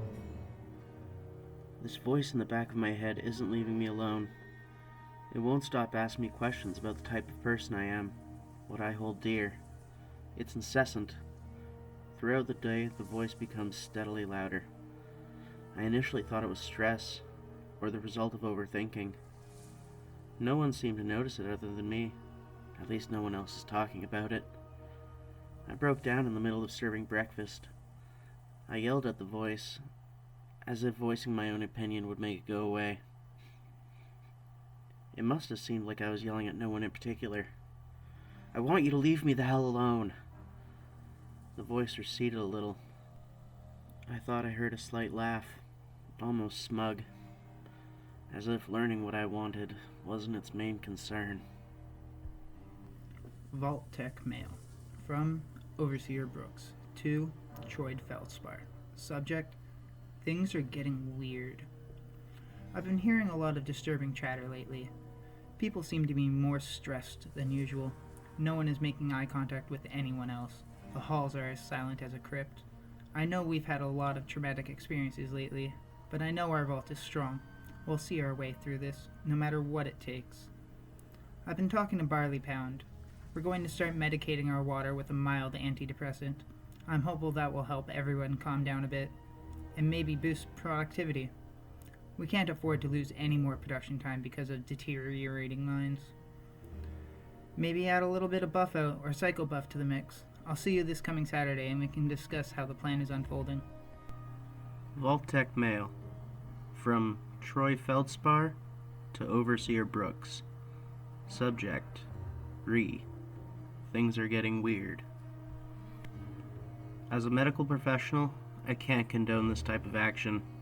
I know Wilfred is your devoted lackey, but my responsibility lies with my patients and making sure they receive adequate treatment. Forcibly drugging my patients and my fellow vault dwellers without their knowledge? You do realize we have only one water supply, correct? That means we'll also be subject to the effects of anything we put in the water supply. Have you thought of what will happen if a fight breaks out? We can't have old folks on buff out picking fights because they lost a game of backgammon. And psycho? Don't even get me started on the long-term effects on the nervous system. You remember that one time I had to improvise mid-surgery and use psycho to wake up the patient? The only words that came out of their mouth were, "Fucking kill!" Is that really something you want to hear old Miss Abernathy yelling while she's running around half naked? She's hard enough to deal with even in her more lucid moments. In short, no sir, I will not be helping with this endeavor. Vault-Tec Mail. From Overseer Brooks to Troy Feldspar. Subject: Things are getting weird. You are going to do exactly what I tell you. Don't make me say it again, or are we going to have a problem? Because I assure you, Kilroy has been looking for some problems to solve recently. If you're worried about being unable to do your job because you're too high, don't worry. I only want to add small doses to their water. There will also be a select few people who will only be receiving drug-free water to make sure they can function and continue their duties. In addition to security, Wilfred and myself, you will be added to the list of those receiving clean water. Either you do this, or I will make sure that we change the working age to 75 and put your father back to work. Don't test me. Things are already bad enough without you adding to the pile. Walter Sidney's log. April 28th, 2296. The drill is broken down. 3 groups of us are working 24/7 in order to repair it. No one is sleeping. 2 things keep me awake and working. First, I want to get this drill fixed as quick as possible. Even if the overseer isn't yelling at everybody, constantly making sure that we're working at peak capacity, I would still try to have this thing operational in record speed.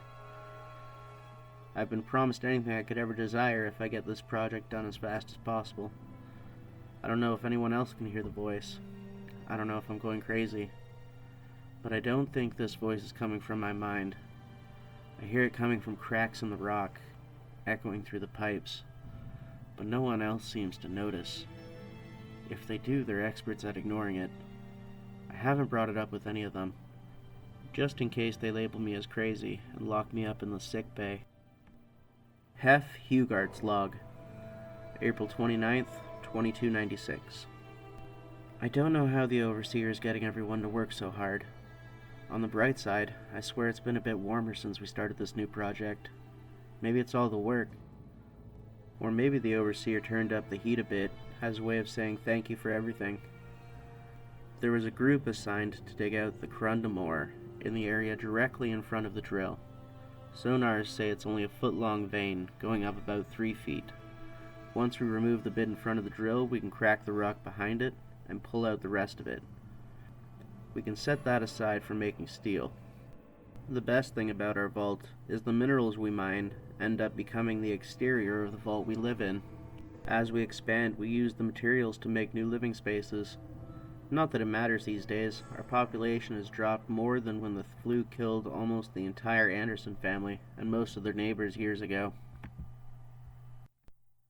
Paul Demeter's log. April 30th, 2296.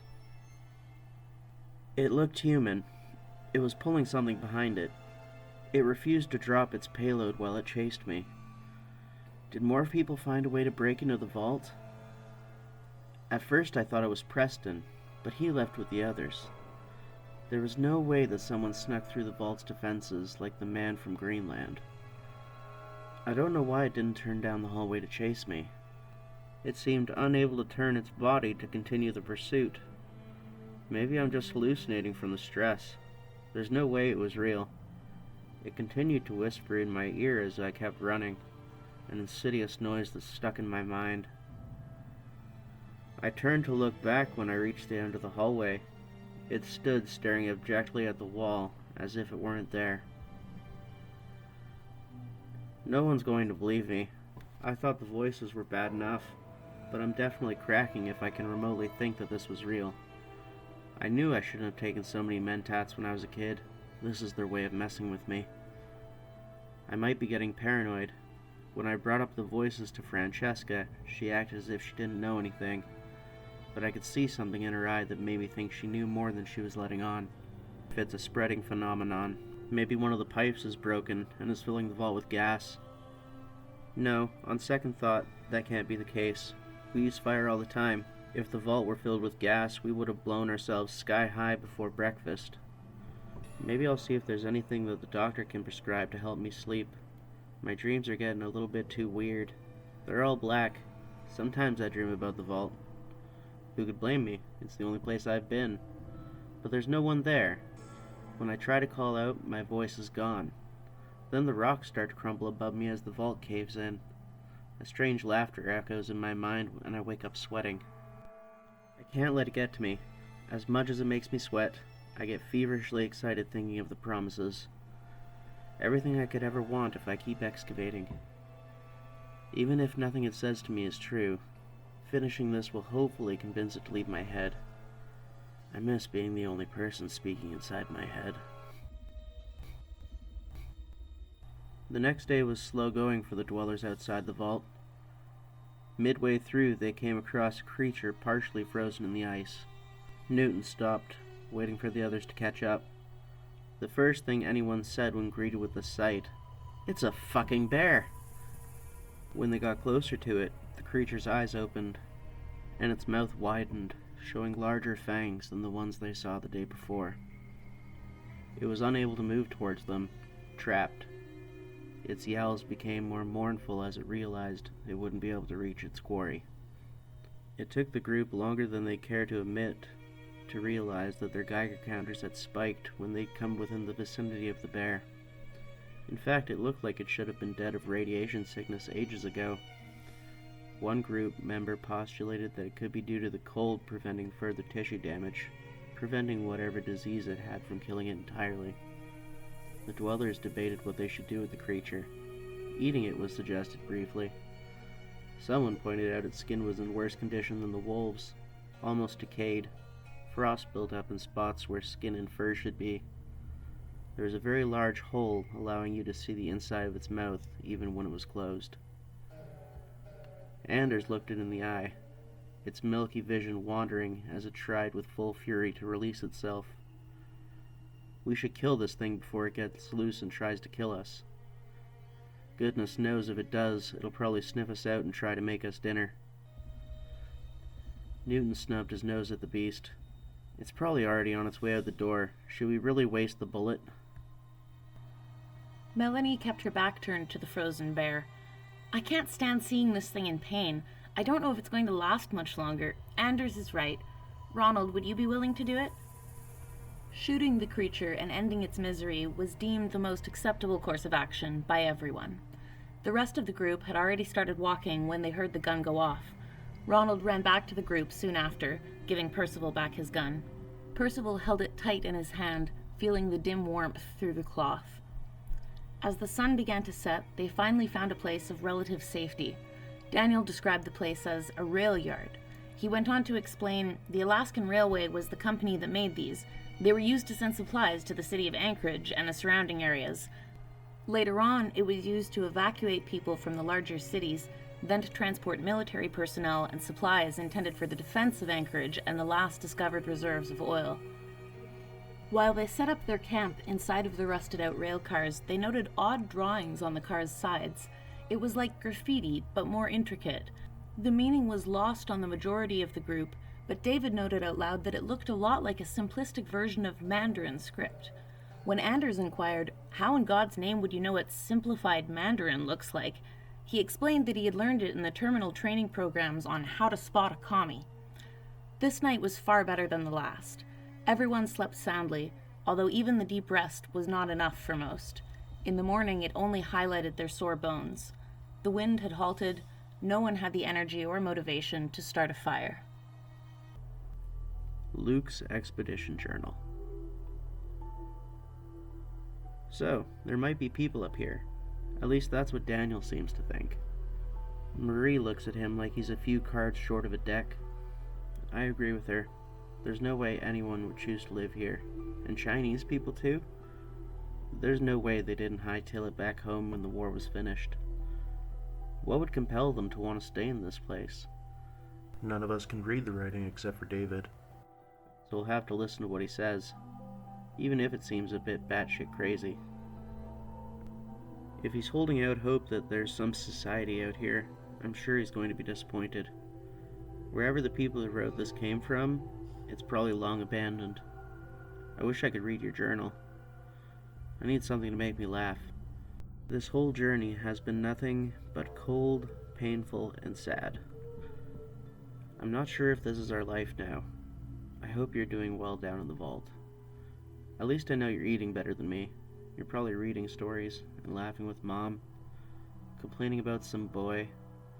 Maybe you're all watching a movie in the atrium. God, I wish I was home right now. It sucks out here. Their camp was completely encompassed by snow. Rebecca made a note of how quickly they were using the medical supplies, specifically the Radaway and Radex. Tying themselves off again, they prepared to brave the elements once more. Everyone gave a portion of their supplies to Neil. Either due to his stoicism or his job hauling pipes, he was perfectly suited for carrying the majority of the supplies, and this gave the rest a lighter load. Neil led the group consisting of Newton, Melanie, Christian, and Ronald. The other vault dwellers formed their own groups, each roped together. The crunch of snow and shifting of the ice became monotonous over time. None of them saw it coming as they followed the train tracks. When Neil stepped on what seemed to be regular snow and slipped into a deep crevice, the whole group fell forward, knocking the wind out of most of them. As they slid, Newton also went over the edge to join Neil in the hole. As part of the group clung to the tether, the other dwellers tried to stand. Once they regained a decent foothold, they started pulling. The other groups were just out of view, except for Marie's, who turned when they heard the others grunting and struggling to keep their friends alive. The snow beneath them offered no traction.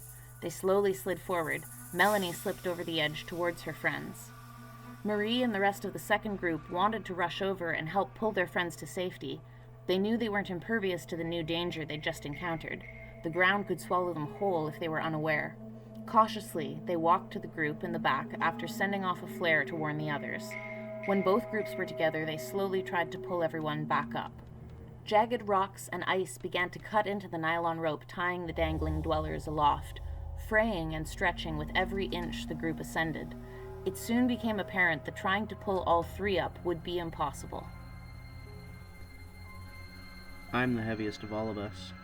I weigh 175 pounds roughly. I've been carrying about 260 pounds, been over-encumbered this whole time.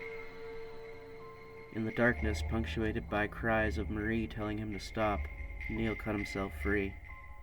Newton watched as his body disappeared in the distance, a whistling echo ringing in his mind, something he would hear even on clear nights. Screams from below echoed as the rope got lighter. The group pulled the remaining two up with little to no effort. They looked down into the hole after the two were brought up. Neil is nowhere to be seen. With the loss of a third of their supplies and another one of their beloved friends, a few of the vault dwellers broke down, asking the mute wasteland why they'd been chosen to have such hardships when all they wanted to do was find a new home. Was it their crime to seek warmth and shelter in this world? The group was broken, unwilling to continue. Their morale so low, not even Daniel's dark humor could revive them. Marie could feel herself starting to crack around the edges. She tried to tell the group that there would be nothing to worry about. They would find supplies in a bunker nearby if they kept following the rail tracks. They would have to go around the tracks in front of them to continue on their way. She was sure they'd come across something that would make their lives easier. This wasn't the end. It couldn't be the end. Newton finally stood up after catching his breath. Of course this isn't the end. This freezing hellscape is always going to have a way to put us in danger. We chose to come out here because we thought things might be better. Well, they're not. We've already lost 2 people, and it's only our first week out in this snowy abyss. We can forget about going back home, or have you forgotten the overseer's words as we left? I think our only option is to head to the city of Wainwright. I'm sure I'd get a welcome reception there. It could be a new home. Screw this Greenland nonsense. I mean, do you think it's really green? It's just a name, you fools. No one was in the mood to argue with Newton. Whether he was right, wrong, or simply in the throes of fight or flight was irrelevant to them. After circumventing, taking another look for Neil, the group decided ultimately to continue on their way, even without the supplies. The group slumped on. No one had brought up the idea of turning back except Newton. Even if they could, they were too far to make it back with what little they had. Their only saving grace being that the tent supplies were being used as a sled to ferry the injured. They were not with Neil when he went down. The rationing of the remaining food was hard. It didn't take much longer than a couple of days before they were clean out of food and water. The toll it began to take was slow coming. It was made worse by the constant exhaustion. The railway was still their best option for finding resources, hopefully by coming across a bunker, a town, or a city. Marie began to obsessively check the maps and asked Daniel to talk to her. To her, his opinion was crucial when they came upon junctions where the railway split. Written over the faded railway signage along the tracks was more of the Chinese script David had identified. Buildings appeared in the distance, separated by rocky shores. They reached the small town quietly situated by the Arctic Ocean, Kutsepwe. A ghost town, only accessible by walking across an old bridge over the open water. Percival remarked from the sled, "This town couldn't have held more than 500 people in its time. That's only about 5 times more people than we had in the vault." As they walked across the bridge, a few stopped to take a look over the edge, cautious not to slip into the wet, cold expanse. Floating ice washed back and forth. Between the ice, just below, in the shallow depths, a long worm-like creature undulated, just barely perceptible to the naked eye, swallowing anything in its reach. They forced their eyes to look forward, and tried not to dwell on the true length of the creature below. Luke's Expedition Journal. We did it. We finally made it to a real town. We're not sure what we're going to find here. Hopefully food and shelter. Daniel still thinks we're going to eventually run into people. No one has the energy to tell him how stupid that is. We haven't run into a single piece of evidence indicating that anybody stayed here. If someone was here, they would have been the master of camouflage, hiding their tracks. It would have been impossible not to see tracks in snow, the snow that measures up to my knees. Still, he seems fairly convinced. I will say it would be nice to meet somebody new. If we did run into somebody, they would probably just be insane from hunger and cold. Not exactly the qualities that make for an exceptional conversationalist. We're going to find a place in town to stay for the night while we look around for supplies. You should have seen that thing that lives under the water. I've never been more afraid of water than when I was in that moment. I hope we never had to take a boat anywhere. I saw its mouth, rows and rows of long curved teeth that looked like they could swallow us whole without a second thought. I wish my mind didn't go back to these dark places when I think about it, but I can't help but wonder, what does it eat? And then I wonder, what else could eat something that's so massive? Overseer's Log, May 5th, 2296. The oil is getting lower by the day. We need to keep working. No, we need to be working harder or we'll run out of juice for the drill. It's draining more fuel than practically everything else in the vault. On the bright side, it puts out plenty of heat. The dweller they found wandering in the hallways leading to the excavation wasn't making any sense initially. It was only after some time to cool down that he seemed to collect himself and decide that the things he was saying were crazy and that he didn't want to be locked up. It's probably for the best that I put him under observation anyway, just in case he's a danger to himself or others. He'd initially claimed he saw someone inside the vault who doesn't live there. I double-checked my terminal to make sure there was no recent access. The vault door is still sealed shut. For a second, I thought that maybe the traders had returned. Maybe they'd discovered the back entrance. But the more I think about it, it doesn't make sense. They would have no choice but to access the front door entrance. So then, who was this random he claimed to see? And why did he halt his advances instead of hunting him down? I'll have to ask Troy if this is a side effect of the drugs. In either case, he should feel lucky. We're gonna let him rest for a while. Some medication to help him sleep might help. Addendum. When we tried to put him to sleep, he seemed to get more violent, as if sleeping was the last thing he wanted to do. I wonder if the voices have gotten to him too. I don't want to sleep either. Maybe it's infectious. Vault Tech Mail. From Overseer Brooks. To Troy Feldspar. Subject: Things are getting weird. I'm sure you already know. People are going a bit crazy. More than normal. I would like you to describe the pharmaceuticals and exact measurements you used when you drugged the water supply. I'll be following up with William to confirm afterwards. I would also like to know if any of those drugs are known to cause hallucinations over long periods of time. I would also like a report on the progressive deterioration happening to Gregor's body. He seems to be getting worse, but he doesn't suffer from any sort of gangrene or blood poisoning. Have you given him a physical in the recent past that I would be able to see? I want to know how his organs are still functioning, if indeed they still are. Overseer's Log. May 7th, 2296. The drill is fixed and we're on our way moving forward. We should reach the pocket that the survey team picked up within the next few hours. We need to ensure an airtight excavation when we finally breach the pocket. There's no telling what kind of gases or microorganisms could be exhumed when we crack the barrier. Could the voices people are hearing be from stress, the drugs, or is there something in the vault already? If it were a gas, our sensors would have picked them up long before they became a problem. My paranoia is making me not want to sleep, making it worse. I might pop a bit of Comex, maybe then I'll be able to think clearly after. I'm going to get Kilroy to send Dean up here to keep an eye on my quarters while I take a nap. Who knows what plans a group of anxious dwellers could concoct. Whatever they could be planning wouldn't be good for me. I know that much. Colin McCallson's log. May 8th, 2296. We finally cracked through the basalt and limestone. It's not often you see those together. Basalt is a stone created through volcanic activity. Limestone is a fragile, sedimentary rock. Alaska's fascinating.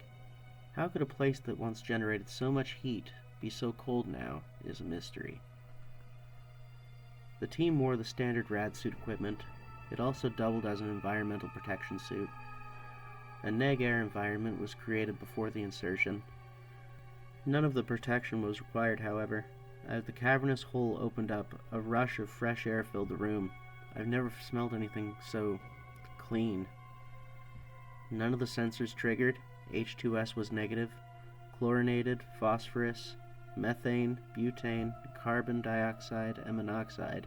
None of the volatile organic compounds that could kill an entire vault. Everyone removed their equipment after checking their calibration. We called the survey team and the science team to come look at the cave system. It was luminous, like the inside of a giant geode. The science team lost their shit when they came in. It was funny to watch. They kept ranting about the Skarn deposit. It sounds like something you read in a Grognak book. Wait, didn't Grognak fight a Skarn demon? The science nerds tried explaining how there could be air underground. They said it had to do with the lake in the center of the cavern. The water was warm, not very warm, but apparently the air from the water filled the chamber slowly over time as the oxygen levels in the water rose. Diffusion, they called it. The teams are busy right now recording everything and taking samples. Luke would be having a field day if he were here. I miss that guy. I hope he's doing okay above ground. It would be good to have his expertise. I'm not sure these kids can properly identify all the minerals we're coming across. They can pick out the diamond, the quartz, gold, lead, the obvious ones. We're going back down to the mess to relax. When we made it through the wall, the voice in the back of my head calmed down a bit. It was nice when I noticed the feeling that went away. It must have been stress. It's been affecting everybody else too. It was bound to get to me eventually. Vault Tech Mail. From Overseer Brooks to Davin Scobald. Subject, report now. Well, are you going to tell me what you found down there, or are you just going to keep me in the dark? I demand to know what exactly is going on down there. If somebody was hurt, you'd be bellyaching to me already, demanding better work conditions. As if you hadn't already read the Vault Tech Handbook section on how to deal with accidents. What type of materials did you find down there? I know there's no need for the neg air environment. So, do you have good news? I'll be expecting someone from the survey team to be up in my office in the next couple of hours with a full rundown. Any important materials are to be inventoried the moment they are excavated and moved to their respective departments. If there's anything out of the ordinary, you'd better lead with that or I'm going to lose my patience. Remember, you're doing this for the good of the vault, and the vault needs to know what's down there. Be careful. It could be slippery. We don't need any more accidents. If you happen across any oil, be sure to get it sent in for analysis post-haste. That's an order. Keep up the hard work. Syl McMurphy's log. May 11th, 2296. We've been cataloging samples for hours.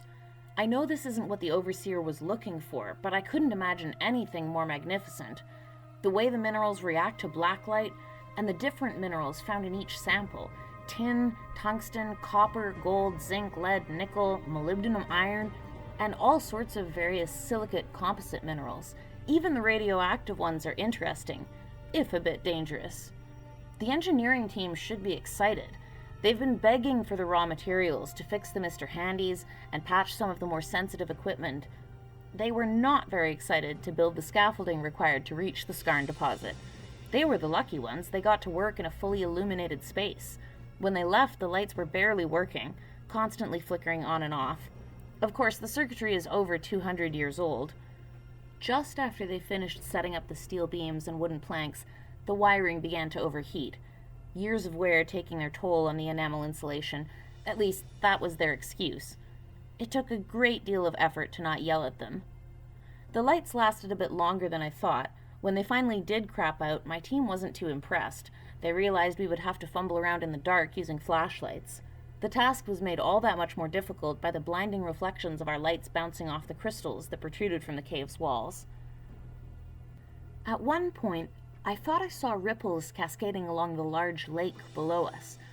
I tried to ignore my thoughts, to rationalize. There couldn't be anything living down there. The ripples were definitely caused by water dripping from the stalactites. They made a light splashing sound as they tumbled against the rocks. It wasn't a place I'd like to swim, regardless of its beauty. Even with the brilliance all around, it was impossible to avoid the foreboding feeling that came from looking into the depths of the water. I could hear the sounds of the water, but it was impossible to see more than maybe 10 feet down. The dark made it easier to reason with myself and convince myself the shadows I thought I saw swimming beneath the shining depths were nothing but a trick of the light. I started to hear it again. The voice came back while we were mining. At least I could hear it. I didn't want to say anything. I'm still not sure if anyone else could hear it. It was insistent, telling me to look down into the abyss, urging me to loosen my muscles and fall into the inky darkness. I was lucky that when my body started slacking, Jamie looked over to me and asked if I'd finished collecting the samples from my section. If it weren't for her words, I might have slipped into nothingness with nothing to hold me back. The voice went away again after I got back down to the bottom. My adrenaline was barely enough to get me back to ground level. It started getting quieter as we descended the rickety staircases and walkways. When my body started to relax and get tired, I still couldn't forget the things I heard. I don't think I'm going to go back up there without getting the lighting fixed. We can excavate the whole thing and bring it back down here where we can examine it properly. somewhere I can sit. I'm going to talk to the science team lead about it tomorrow morning, after I give engineering a piece of my mind. The town had been utterly ravaged by the weather. Metal snapped in the cold, glass was shattered, collecting in drifts like snow between the buildings. Doors were wide open, welcoming snow and debris to tumble inside of each shelter. The town was completely devoid of vehicles, as if they'd all been pushed into the ocean the moment the bombs fell. Still, most of the technology in the building was intact. In a few minutes, they found still functional terminals that flickered with emergency power. They used these to get more general information about the surrounding area, and some couldn't resist reading the notes of long-dead people, enjoying the gossip from hundreds of years ago. The United States Postal Office was large enough to fit everyone. They spent the next couple of hours removing the snow from the building's main hall with ancient, rusted shovels. When they finished clearing out their place of rest, they began to spread out in search of supplies from the old town. Across the road was the armory, still intact with a few munitions semi-operational. The Kotzebue water plant was the best find. Unlike everywhere else they entered, the water plant looked like it had been in use rather recently. It contained a meager amount of purified water, which they quickly rationed and drank. For the first time in a while, the dwellers of Vault 710 found a warm place to rest. With a small amount of work, the pre-war heaters were fixed and turned on. Their stomachs began to yearn in unison, and they set about cooking the remains that were in the Kotzebue Freedom Store. Allison Peacenickel came back to the group to find them cooking outside the post office. She sat down by the fire, warming her hands. Marie asked her where she'd been gone to, and why for so long. Her response was something expected at first. However, it got slightly darker as she went on. I went by the hangars and checked out the terminals in that area. I was hoping to find some ethanol in storage. A drink sounded good at the time. I found something else on the terminals. It would seem like this was a flyby point. Our ancestors flew from here to the vault. Our people took planes here from the mainland, received their jobs and vault supplies, then flew to Noatak, Alaska, where they became employees. After that, it was used as a pit stop for fuel and supplies for the armed forces. This one file was really strange, though. At some point, a vertibot came back through this area carrying 2 people and some kind of an artifact from the vault. But when it landed, no one was alive on the plane. The co-pilot was gripping the artifact so tightly in his hand, they had to break his fingers to remove it. He'd used it to bash in the pilot's skull. Daniel scoffed in Allison's direction before turning back to the pork and beans. "You're just pulling our legs. There's no way you found anything like that. You probably did find the ethanol, and now you're just having a laugh." Allison walked past Daniel to head inside. As she passed, she muttered, "I'm dead serious. I saved it to my Pip-Boy to show everyone. This place has some bad history. We probably shouldn't stay long." When the sun was just beginning to rise, the first vault dwellers were as well. Sometime in the night, their group's shelter had been encroached upon. When they opened the doors to the post office to greet the day, the dwellers were shocked to find a large group of people who stopped what they were doing to stare at them. The people all had darker skin, and their clothes were made from mutated animal pelts. They refused to speak, likely recognizing that the group wouldn't understand anything they said. Instead, they motioned for everyone to join them. The leader of the Native Americans spoke to his people, not in a language any of the dwellers could understand, except David, who sat there listening intently, with his eyes closed, breath fogging the air in front of him. When the leader was done speaking, an older woman with intricate beadwork on her clothing called over a young man who gave her a pack. She began rationing out what looked to be smoked meat. The group was wary at first, eyeing their new friends cautiously. No one reached for their guns, though. Most were just happy to not be fending for themselves, even if they were suspicious. David started saying a few phrases in different languages. Apparently one of these struck a chord with the older woman. She said something back to him. He responded slowly, enunciating each word, before he turned back to the group. "I don't think we have much to worry about from these people. They're Inuit, Native Americans. The older woman there is a seer. You could also call her a shaman. Way before our European ancestors came to this continent, it was already inhabited by her people. I'm not going to go into the specifics on how all that turned out. Let's just say we weren't the nicest of house guests. Even now, that's probably true. These people, they've been here for ages. I don't know how many of you paid attention in school. They settled the great north of Alaska far before us. Their people stretch from here through Canada, and some of the books we had say their people reached all the way to Greenland. I don't have much more information than that. What other things I do know are mostly a mix of old holotapes and books from before the war. I think me and Renee were the only people who made use of the language library. We used it to learn phrases in Inuktitut so we could have a secret language. Who knew it would actually be useful one day? With David in charge, they followed the Inuit chieftain to a small village. Unlike the vault dwellers, these people had a far better grasp of the world. They walked with snowshoes like naturals. The fur around the lining of their hoods trapped the snow and blocked the wind. Dog sleds were loaded with all of the equipment after camp was torn down. Those who were sick or injured were given places on other sleds to rest while the groups pulled them. Rebecca couldn't help but notice how much slower the Inuit people seemed to accumulate radiation. She made a mental note to have David ask them their secret. She didn't want to tell anybody, but their Radaway and Rad-X levels were slowly running out. The walk wasn't too far to the Inuit village, a clearing encircled by tall cedars. They noted amongst themselves that they never would have been able to find this place on their own. The homes were made of blocks of ice. White smoke came from the chimneys. The only true signs of civilization that could be seen from a distance were the sparse amounts of people walking around.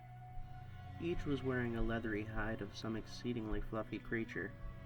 A few looked like they wore the skins of marine life. Marie wanted to stop and look in detail at the handiwork. She was ushered into one of the larger structures, where they were told to sit on soft furs and rest while the chief gave a speech to the village introducing the new visitors. David stayed with the main group and translated everything he understood. He told the group that their new friends were going to prepare a special party tonight as welcome. Something about making friends, feasting, and telling stories. A large fire was erected near the middle of the village in a well-worn pit. 2 teams of vault dwellers joined the Inuit to hunt. They returned nearer to nightfall with multiple goats. Both groups shared stories of the creatures they saw.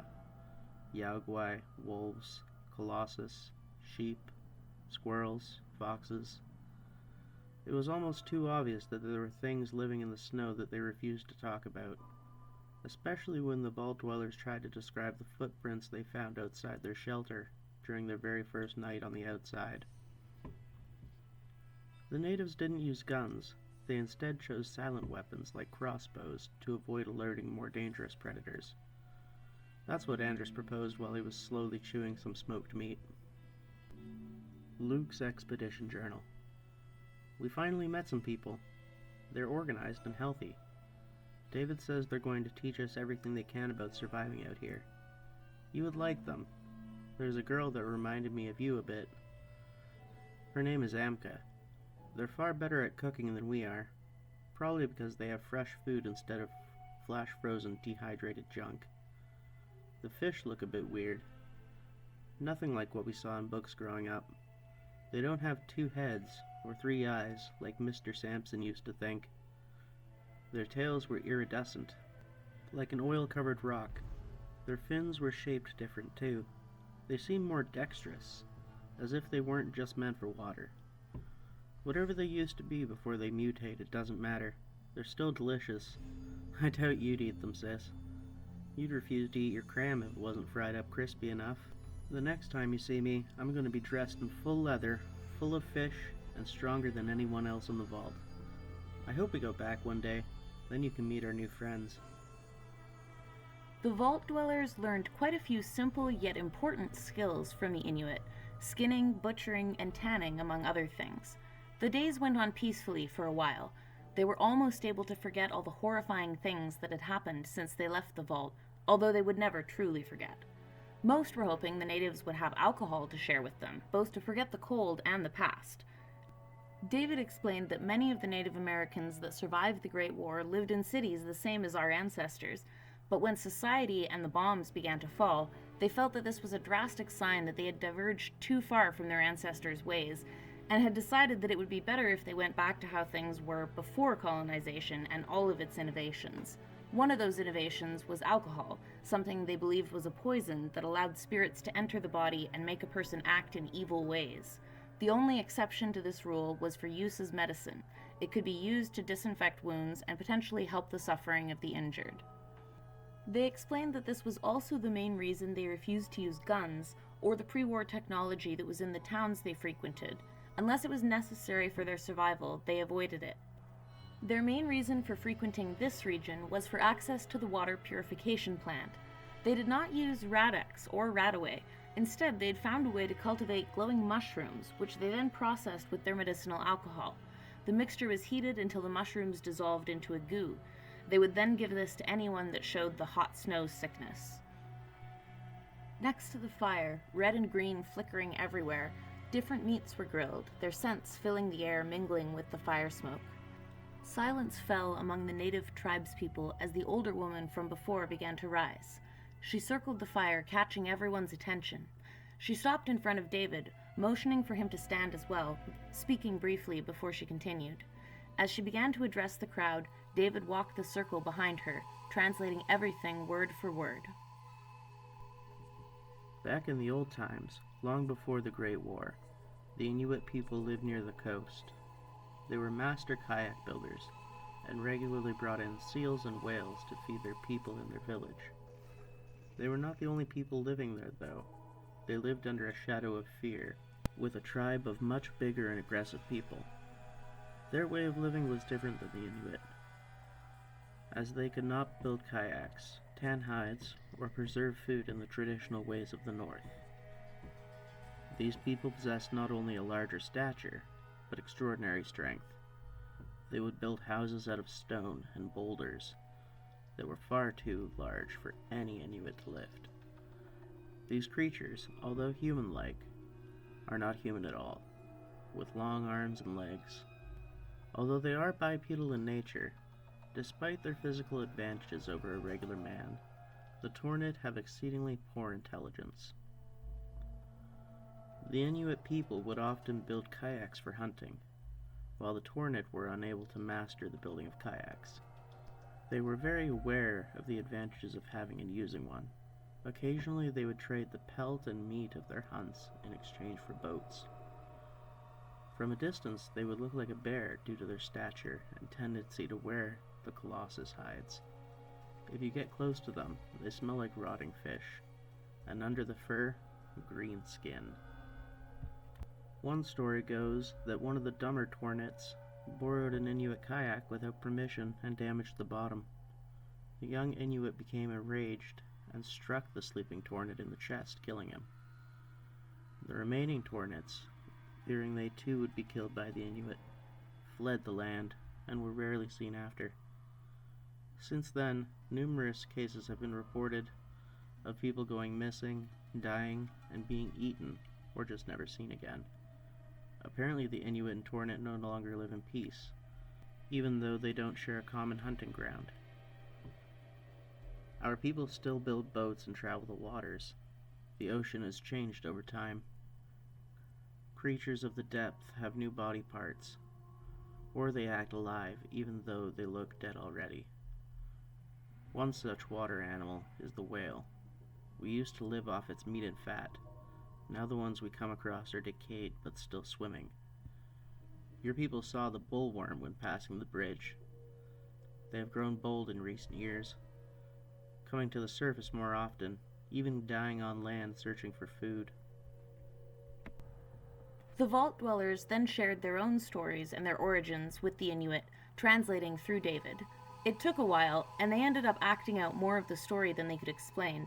They showed them the Vault-Tec bobblehead and pointed to their clothes covered in the trademark gold and blue. They drew the vault door on the side of a building using charcoal, demonstrating how it opened and how they had left the vault. They told the stories of their dead friends, their struggles with the hot snow, and their hope of reaching Greenland. The final story the seer shared for the evening brought most of the dwellers' nightmares when they finally settled down to sleep. The story of the Amakuk. a creature with great hatred towards man. It used to live in the water and hunt kayakers. The creature is often described by survivors as being extremely long and almost human-like in shape. It is covered in a thick, slimy, dark skin that has the appearance of old leather and long, wide-set, spindly arms with fingers that taper up into points. Recently, it's been seen on land pulling a sled in a straight line, looking more human. This creature is even known to hunt its prey by burrowing through the earth and ice. It makes a great thumping noise as it digs. Do not stop if you hear this noise. Keep running. If you stop, the beast has already caught you. While in its human form, it must pull a sled and can only walk in a straight line. If a human were to see an approaching Amakuk in this form, they can sit directly in its path. Since it must only walk in a straight line, it won't be able to avoid the sitting person, and it begins to panic. While in this panic state, the Amakuk offers gifts in order to get the sitter to move. But the sitter won't accept it. The refusal of the offering causes the Amakuk to become more desperate. It will then offer a better gift, each time the sitter refuses, until the final and most valuable gift is offered. On acceptance of this offer, the sitter will move and be extremely wealthy, and the Amakuk will continue on its way. Within that moment, when she finished speaking her last sentence, her eyes went white. She began speaking with two voices. Ghosts of the old world will invade your home. They fight with the demon over the souls of the dwellers. Wainwright will save your people, but the vault will be no more. Seek them where everything began, and you'll be too late. Daniel, half as a joke, turned to face Luke. That would explain all the creepy shit I heard late at night in the vault. What do you think the last bit was about the old world? Luke side-eyed Daniel without responding. One of the native women responded with surprisingly exceptional English. She's a seer. Sometimes she sees things that haven't come to pass yet. Don't bother trying to figure it out. You'll give yourselves a headache. It's best to just wait and see what it means. Everyone slept together inside of the large log structure towards the center of the village. Their heat radiating made the place feel much warmer than anything the vault dwellers had experienced above or below ground. Children tried to stay up late, looking through the equipment and the few books the vault dwellers had brought with them. They enjoyed the colorful blue and yellow jumpsuits, even though some of the older tribespeople seemed to shy away from them slightly. As they were falling asleep, Marie asked David, "So, if the snow is radioactive, how did they avoid radiation sickness inside their snow domes?" David turned a bit more towards Marie in his bedroll. "Well, they put Percival in one to rest after their medicine man tended to his wolf bite. I went to check on him and bring him some food earlier. All around the inside of the dome was fur, on the floor too. It was really thick. My Geiger counter didn't go off once while I was inside. Whatever animal it came from has probably developed a hide capable of deionizing radiation, or simply trapping it." Marie shifted to stare at the roof, watching the smoke billow up. "I wonder what kind of animal that is." Vault Tech Mail. From Archer Gold to Serena Babbitt. Subject: Don't come down here unless you have to. Something about that cave creeps the hell out of me. Sure, it's pretty and everything, and I know I promised I was going to bring you a nice gem to put on that engagement ring I gave you a few years back.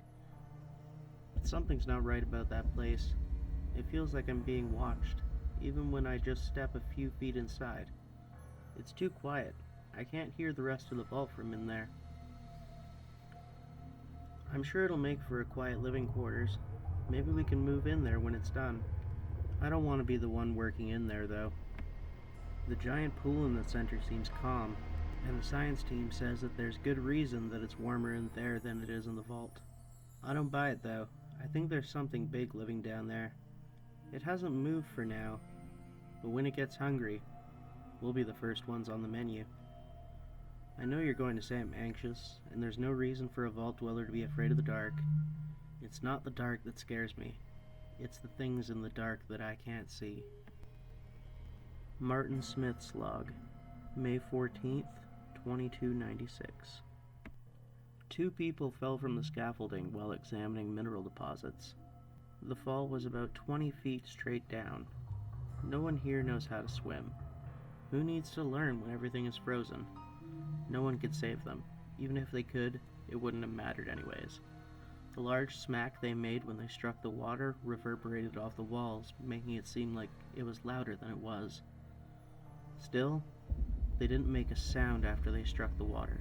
It's safe to say that they either drowned or died on impact. I'm hoping for the latter for their sake. The screams they made as they fell were a drone compared to the laughter of the voice as it watched them careen to their doom. It watched through my eyes as they disappeared. Then the only sound was the lapping of the water on the shore once more. None of us wanted to move. I think we all heard it. Or maybe they're also realizing that if they fell, there would be nothing they could do to prevent their demise.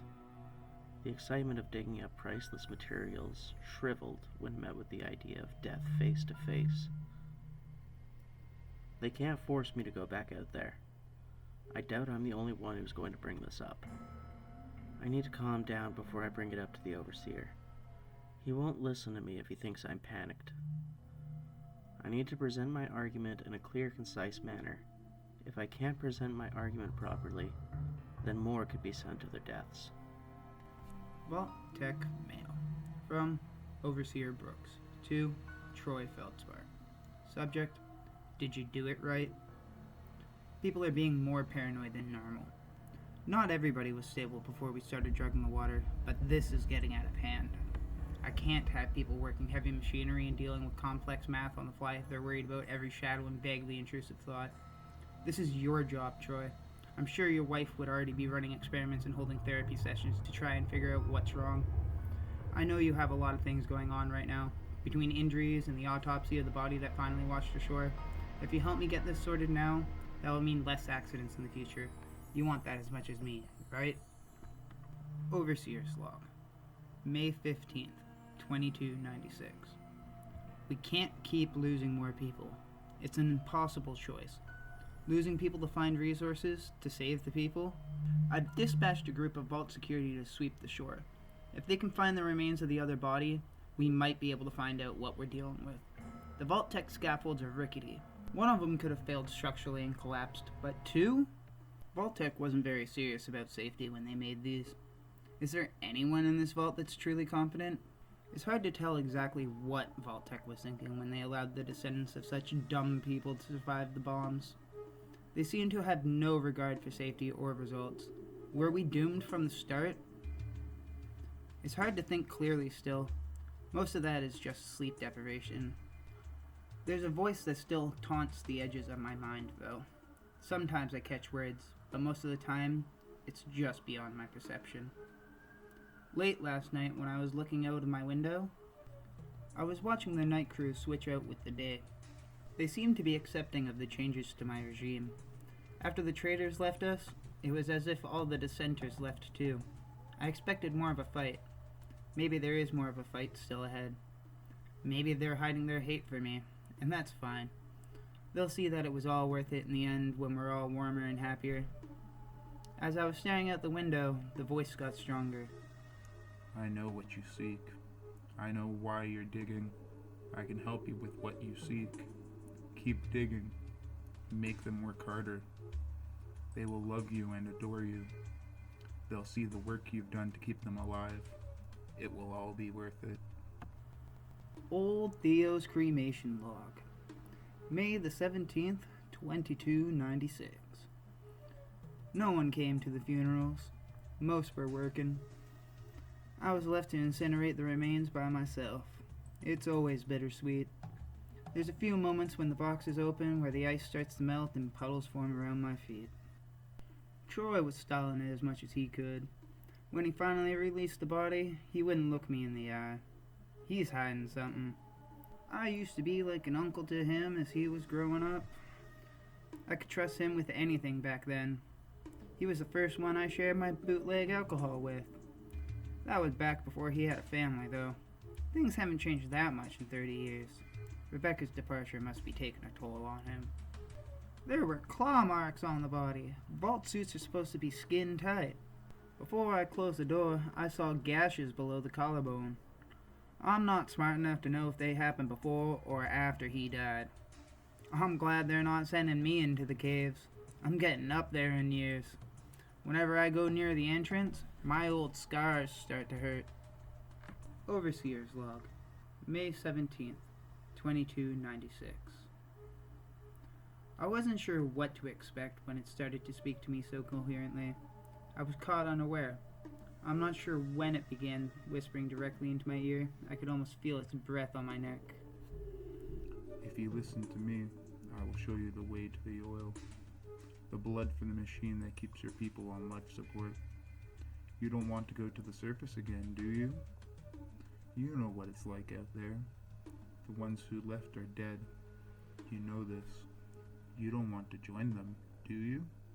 I felt I had no choice, and I agreed to do what it asked. It told me it demanded 2 more people to be removed from the population. The strongest and the smartest. Rolf and Diego.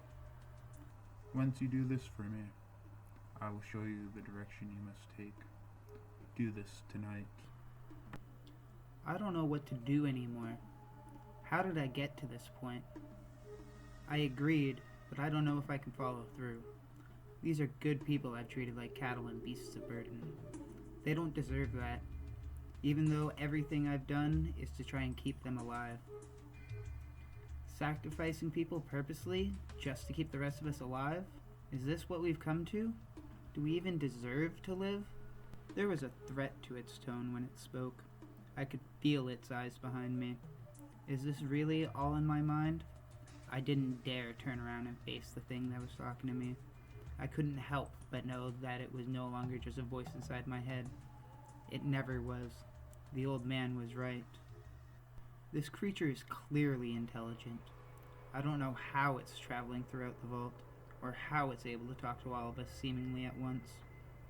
Is it some sort of pre-war creature that lived underground in Alaska long before we came here? Or is it a response to our country's sins? My sins.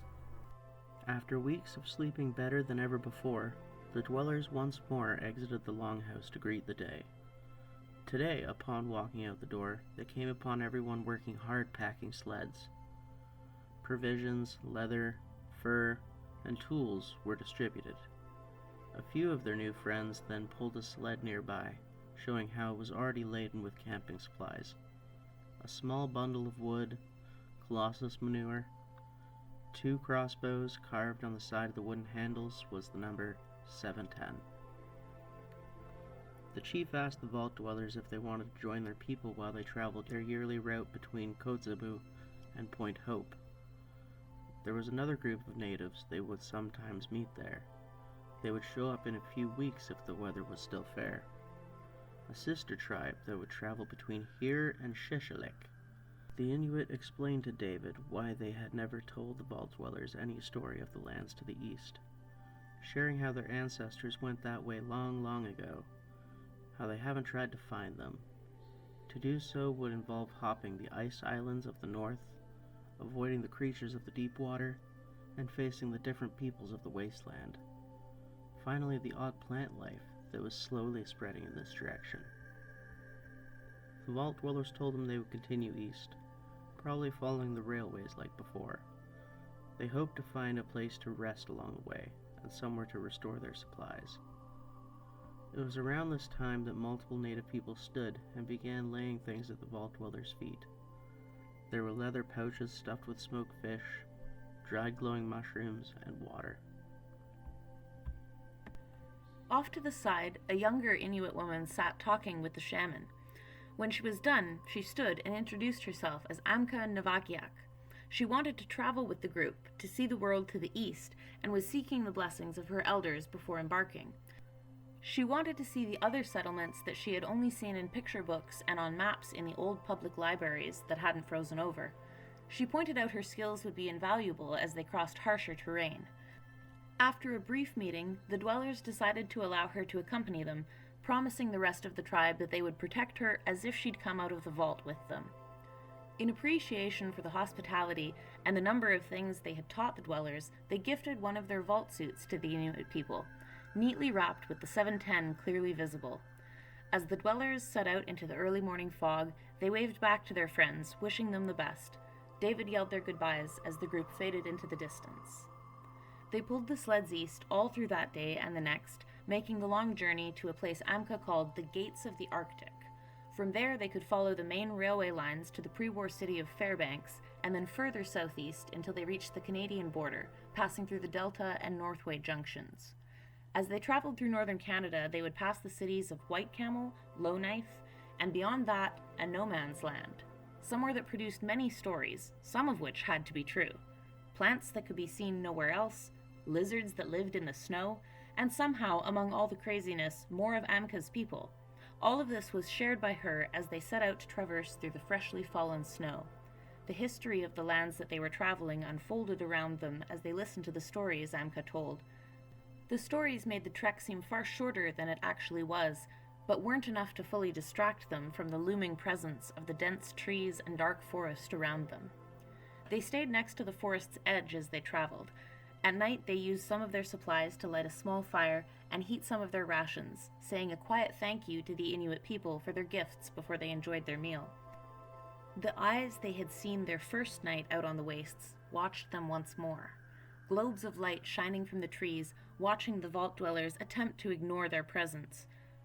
One of the dwellers whispered to Amka, asking what the creature was.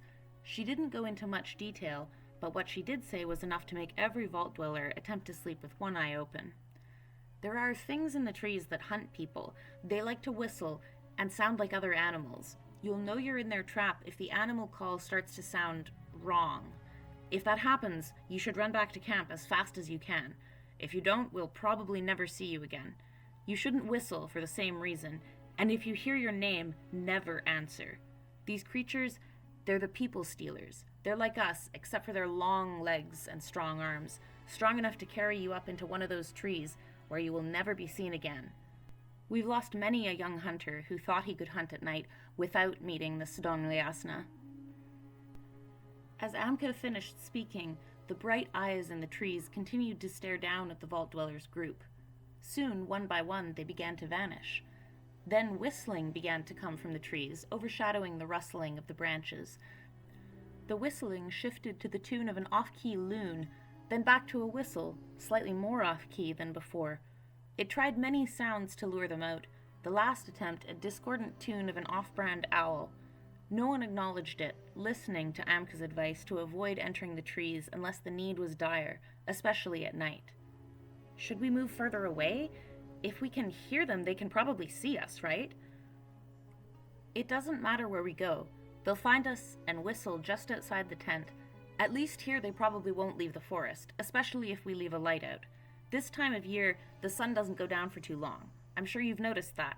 You're lucky you decided to come out when you did. If you came out during the dark months, you wouldn't have stood a chance. Scarier things come out then, things that would eat you in one bite, or drag you down into their dens, never to see the sun again. During long nights, those creatures you see right now don't hide in the forest. There's worse things in the forest then that even they're afraid of. But during this time of year, they stay in the trees, rarely venturing from the forest, unless their prey stray too close. Debbie Noel's log, May 18th, 2296. The overseer was talking to someone in his office. I never saw anyone go in. He's been on his own all day. I think he might be losing it too. Glad to see even the high and mighty Brooks isn't immune to all the stress. When he came out of his office, his face was white as a sheet. I didn't bother to ask him if he was all right. Any fool could see he wasn't. He's not acting too erratic, so I guess he has a handle on whatever is bothering him so much. That man needs a woman in his life. All this running and bossing people around can't be good for his heart. Vault Tech Mail. From Vault Tech Supervisory Channel. To Overseer Brooks. Subject: Experiment Interference. Previous correspondence requires elaboration. Recent data acquisition unsatisfactory. Requesting reason/purpose for experiment interference on multiple levels, including but not limited to status of oil levels, recent vault expansion, altering chemistry of fluids, tampering with vault tech equipment, secession of blood sample data. Overseer's log, May 19th, 2296. On top of everything else going on, Vault-Tec is demanding to know why I've stopped collecting blood samples. How dare they give me shit about drugging the water? If only they realized what I was dealing with on a daily basis. I'll respond to them in due time with the schematics of the cave system and what it will look like post-construction. I need to handle this monster before I even think about what I'm going to tell them. I'm not going to listen to that thing. I don't know if it can hear my thoughts like I can hear it. I hope not. I don't want it knowing what I'm planning to do. I know this creature is the reason for all the recent deaths. I don't know how it got to us in the first place, but it is definitely operating out of the lake now. I listened to what that girl had to say after she calmed down about the shadows she saw in the water under the purple light. We then went to our immigrant. It's hard to do this. I suppose I am a proud person, but I'm going to try to make things right.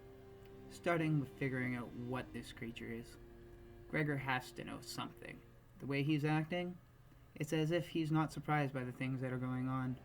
He seems resigned to the reality we find ourselves in. He's been stonewalling me at every turn. He gives no answers to any of the questions I pose him. Instead, he just mutters more in his mother tongue and gives me a look that seems to be a mix of disappointment and pity. I only saw the thing for a short moment in the reflection of the window while I spoke with it. It told me its name was the Yami Cook. It looked exactly like a person, just more disheveled, like it had been walking above ground or digging in the dirt for weeks without a shower. It still looked like a human being, though, but its nails were longer and sharper, and that wide, sharp grin will haunt my memories for as long as I live. This lines up with what Paul saw as he ran down the hallway. I can't figure out why it didn't turn the corner, why it didn't choose to finish him off like it did with his other victims. We have a few guns left. Most are in the possession of the upper echelons of security. We've decided not to distribute them even after figuring out the threat. Paranoia and the fact that this thing can look like a human would most likely lead to more Vault Dweller deaths, especially as they start to accuse the others of weirder and weirder shit. Should I tell them there's actually a creature, or should we go back to business as usual? I need to make it think that we're complying with its demands. If I decide to go this route, I will need to convince the people who already know about it. I don't know if I have it in me anymore to force people to shut up. I don't feel like being the bad guy anymore. Maybe I can convince them to lie. No one needs to know the supernatural nature of this thing. The rest can be explained away by simply saying it's some sort of mutated subterranean creature that we accidentally woke up. If I can convince people of that, then I might be able to convince them to let me use the dynamite reserves to blow the hole shut. We'll lose all of those valuable minerals, but hopefully we can lock it in there, or better yet kill it, and hopefully stop the Ami Cook from plaguing everybody's mind. Requisition Order 2213. Subject: Dynamite. This is the Overseer writing to inform you that any and all explosive powder and charges are to be used in the attempted enclosure of a mutated creature which has been found to be living in the waters of the lake. We are going to hopefully eradicate the creature or cut off its access to our vault by blowing it to hell. Kilroy McCarver's log, May 20th, 2296. So we're supposed to set up blast charges to fill in the pool of water. Then we'll fill it in with cement and cap it off. Once that's done, we're going to move the drill forward. I don't know how we're going to do this. It was a small group that was chosen. We don't want to spread the information that there is a deadly creature stuck in the caves that we just opened. As far as most people know, we're just filling in the hole so that we can lay down the new foundation. From what I understand, that thing isn't going to leave the water. That doesn't make it any less worrisome. Some people are saying that the voices and the imaginary people some are seeing are somehow related to this thing. Who knows what else could be lurking in there? Who knows what else we might wake up when we blow this place? We could end up with something worse. At least we got some good materials out of it before it all went to shit. There's nothing to be done about the lives lost already, but we can stop more people from dying. We decided that being quiet was better than wearing extra protection. We don't want to alert whatever is in there of what we're doing. Nuke Charger's log, May 20th, 2296. My hands hurt. I'm supposed to be learning how to maintain the water chip. I shouldn't be carrying rocks back and forth. I should be starting my apprenticeship. But Wilfred didn't even say anything when the overseer reassigned me. I wish I was playing games with Mom and Dad, calling Luke a jerk. I feel so tired. They're making us work harder just because we're young. We were finally given a break when they held a meeting. Not everyone went, just the really important people. None of the adults want to explain what's going on. They're all acting insane. Even some of the younger people are acting weird. Even I can see something is going on. Dean McBride's log, May 21st, 2296. It was hard to see in the dark when we initially went in there. We didn't want to give anything the chance of seeing us. Stealth was our primary defense. Setting these charges was nothing short of a miracle. The clinking of metal, the sound of switches flipping as the chargers were primed, it was deafening in the din of the dark. We could barely keep our balance on the wet stone floor. The sound of water was still ever present as the drips from the ceiling and the splashes of the waves tried lulling us into a false sense of security. When we heard a thud, it was already too late. We couldn't see anything in the dark, and I was too afraid to say anything and risk giving away my location. As far as we know, this thing can't see in the dark either. The noise was closer to me than it was to anyone else. I could even hear Fred's gasp as he hit the ground. Then the sound of something being dragged into the water. There was a second sound far fainter, like the scraping of claws on wet stone. I heard someone from that direction scream, and a series of weak splashes. Emergency lights went up as we scanned the area for where our teammates went. Most were just looking for a point of egress. We didn't see either of those things at first glance. Instead, there was this creature with giant forearms leaning out of the water, its pitch-black eyes looking directly at us. We could tell it was waiting for us to come closer so it could pull us into the water with its other victims. We quickly grabbed all our equipment, leaving the charges that we had already set up, bolting our way over rocks, barely keeping our balance as we ran towards the exit. I still don't know how we made it out. That thing looks like it could have been on top of us before we managed to shoot. I tried to describe the thing we saw to the people who heard the commotion and came running. It was impossible at that point to keep the secret of what was going on in the vault any longer. The overseer explained everything he knew. I think. It's hard to tell how much he knows and how much he's lying about. I think he left out the bit about the voices because he too was afraid. I know he's getting them too. I see him muttering to himself all the time. They're still in my head too. They're practically screaming for me to run into the water and jump in, to see how far I can go down before I drown. Overseer's log, May 22nd, 2296. I had dreams of green and black eyes staring from the watery darkness. Something tried to pull me under. I could feel this thick darkness fill my lung as I tried to scream. The darkness coated me, seeping into my very being. I closed my eyes, but even in the opalescent darkness behind my eyelids, I saw visions of mouth, teeth, and tentacles, curling and gnashing their way towards me. When I finally managed to open my eyes again, I was inside of my bedroom, my hands clutching the sheets, my muscles sore, sleep paralysis gripping me tightly as the Emmy cook, with its wide, toothy smile, stood at the foot of my bed. It told me it knew of my plan, and that it was disappointed in my unwillingness to do what it wanted, even if it led me to getting what I wanted as well. I was unable to respond, and I think it knew, because it continued speaking. If you refuse to listen to me again, it won't be the end of your vault, but you'll wish it was. I want you to listen closely. There is a rebellion growing in your vault. More people want to leave. This will surely lead to their deaths. You need to stamp out the seeds of this rebellion before they spread. If they succeed, then neither of us will get what they want. I don't know why you don't trust my promises. I can hear what's in your heart and soul.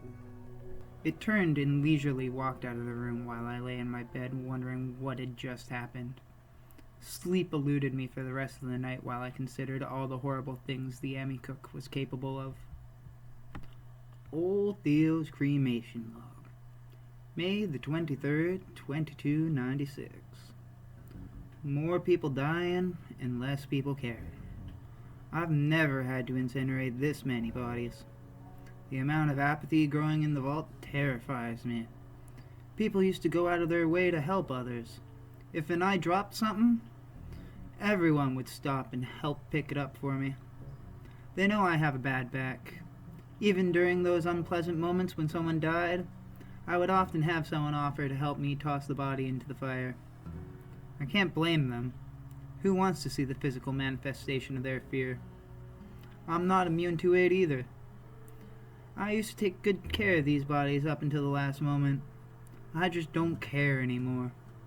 It stinks, but I'm too old to keep doing this. Of course, Brooks hasn't found me a replacement yet.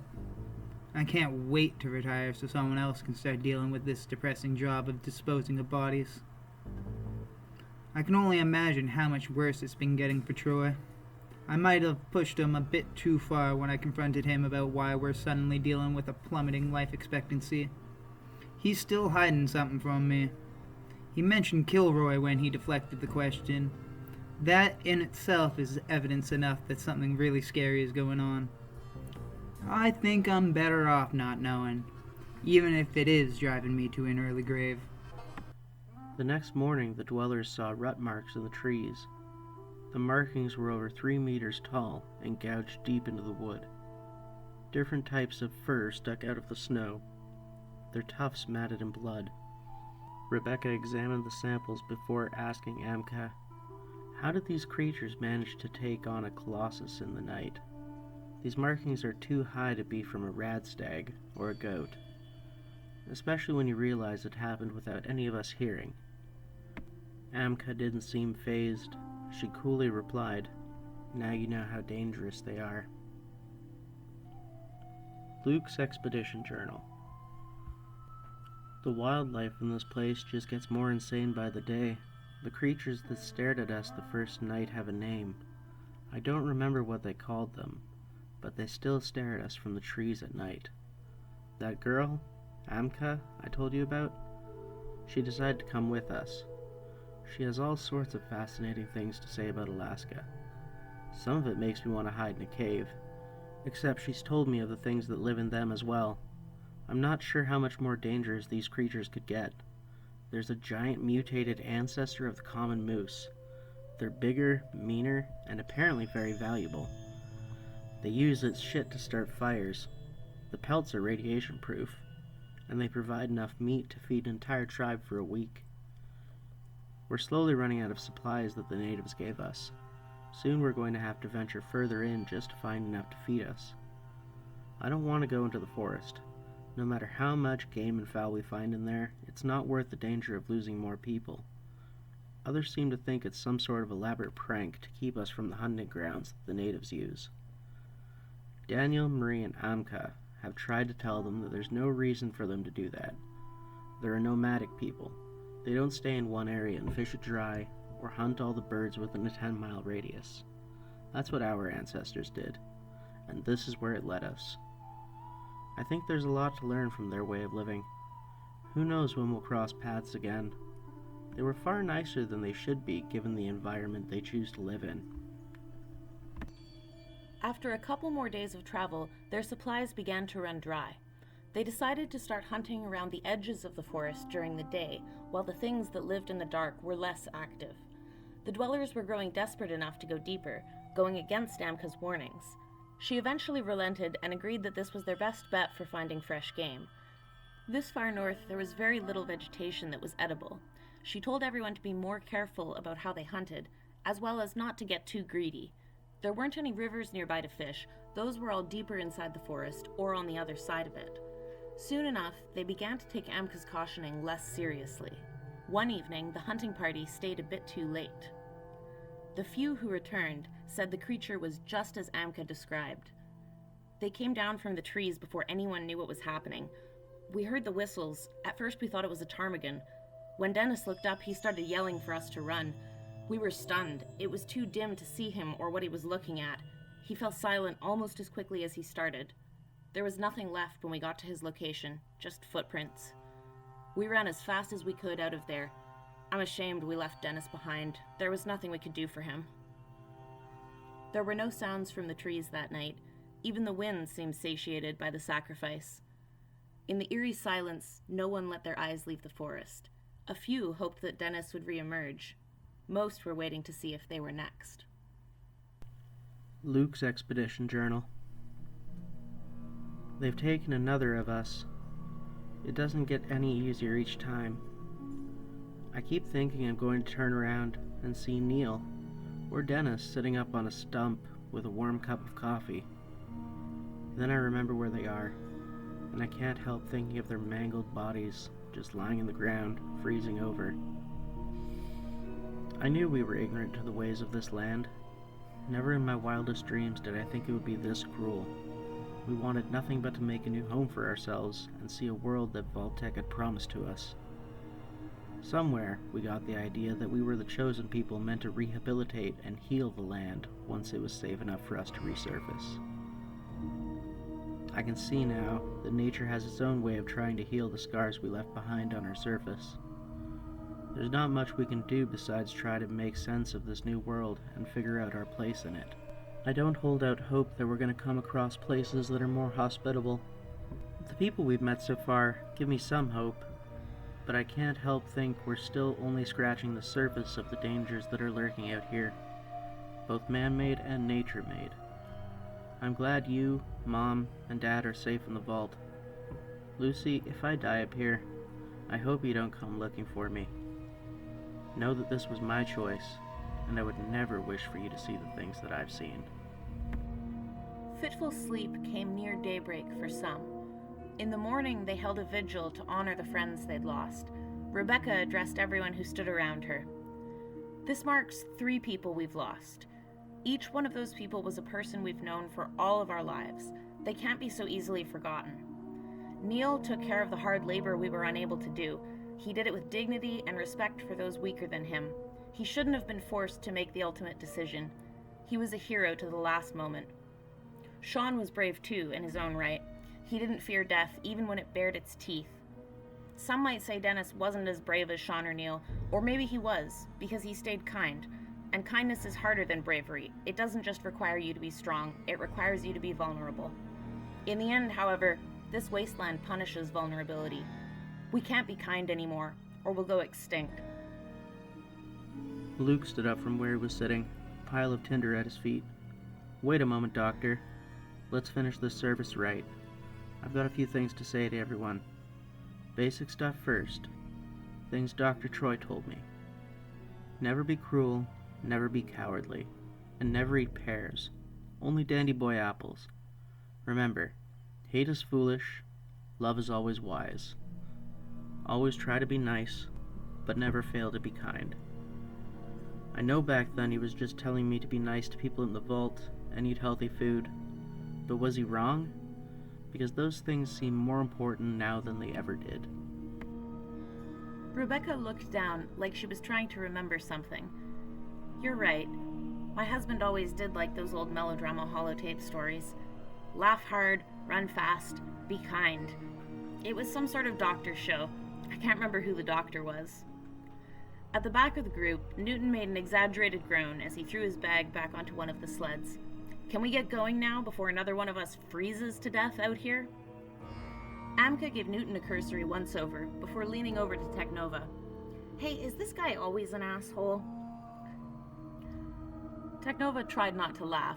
Yeah, you get used to it with him, though.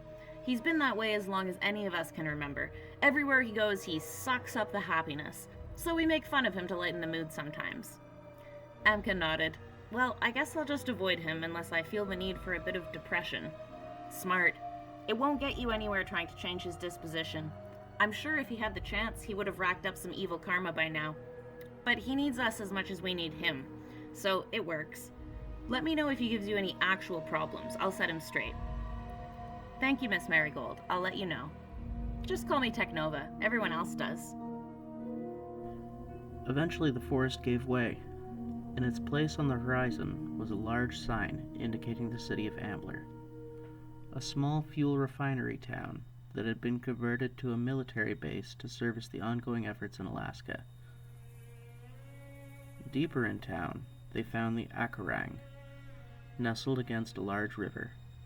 Official documentation said the city was designed as a means for providing equipment and assistance to the Poseidon oil and coal sectors of the United States of America. This was before the town was repurposed to provide support for troops fighting in the Sino-American War. Further north than most places, it was situated as a means to stop the Reds from crossing further into American territory. The group split, with the majority going to search in nearby buildings for anything of use, much like they did in Kotzebue. The main building was easy to miss. It looked like a hill of snow. Even the door was covered in a thick layer of ice. Ronald offered to break the door down. Daniel tapped the door and told him it wouldn't work on steel doors this thick. I might be able to crack it. I saw something similar in a Tumblers Today magazine, an issue teaching locksmithing in the vault. Most of the times, doors like this have an auxiliary switch, or they require a terminal to activate. This one has magnetic locks with an integrated pneumatic timer, which keeps the electromagnetic lock released for about 30 seconds. Get inside quickly when I open it. I just need to trick the keypad connected to this logic gate.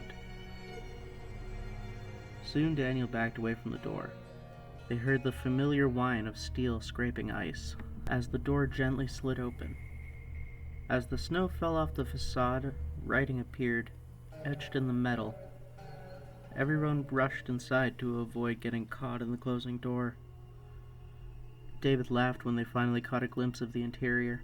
The crash as the magnetic locks reinitialized was deafening in the hollowed expanse of the pre-war military facility. Data banks and terminals circumvented the building. Graffiti was tagged all around, on equipment, furniture, and walls. David had to transcribe more, the odd script of the Chinese from ancient times. The writing on the outside was saying, "Welcome, come in." I'm not sure how I would feel about that exactly. You can clearly see whoever took over this place couldn't resist a little redecorating. It's hard to tell if this was an American installation or a Chinese one. I doubt anyone was this messy intentionally. Seems odd, a place like this wasn't scavenged for parts. Everything's just thrown around, like a really crappy party. Terminals hummed to life as the dwellers tried to piece the history of the building. There were no bodies to tell a story of what occurred here, only the bygone thoughts of soldiers.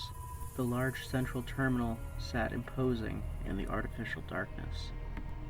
Marie parked herself in front of the main terminal and began hacking it, looking for information regarding Vault 710's oil reserves. Even outside of the vault, it still weighed on her mind. If the answers can't be found in the vault, I wonder what a facility like this would know about where we came from. She did this despite Amka's objections, who observed that they had no idea who could be monitoring the system, as if she expected someone to spring some sort of trap. Since their entry to this place, Amka had been visibly nervous. Marie stopped what she was doing, asking her what was wrong. Amka's response was short. "This place belongs to those who are dead, and the dead keep it. There's nothing here but echoes. My people try never to enter places like this. They are cursed." The message Marie received on the PoseidoNet system was short. Her digging had been interrupted by an outside source, most likely automated, she told herself. United States Oil Reserve. This information is off limits to civilians. The proper authorities have been notified. Please present your authorization upon inspection. God bless America. Marie looked over to Amka again. Don't worry, the government doesn't exist anymore. If it did, our vault would have been recommandeered and forced back to slavery. We also wouldn't be here. No one is coming.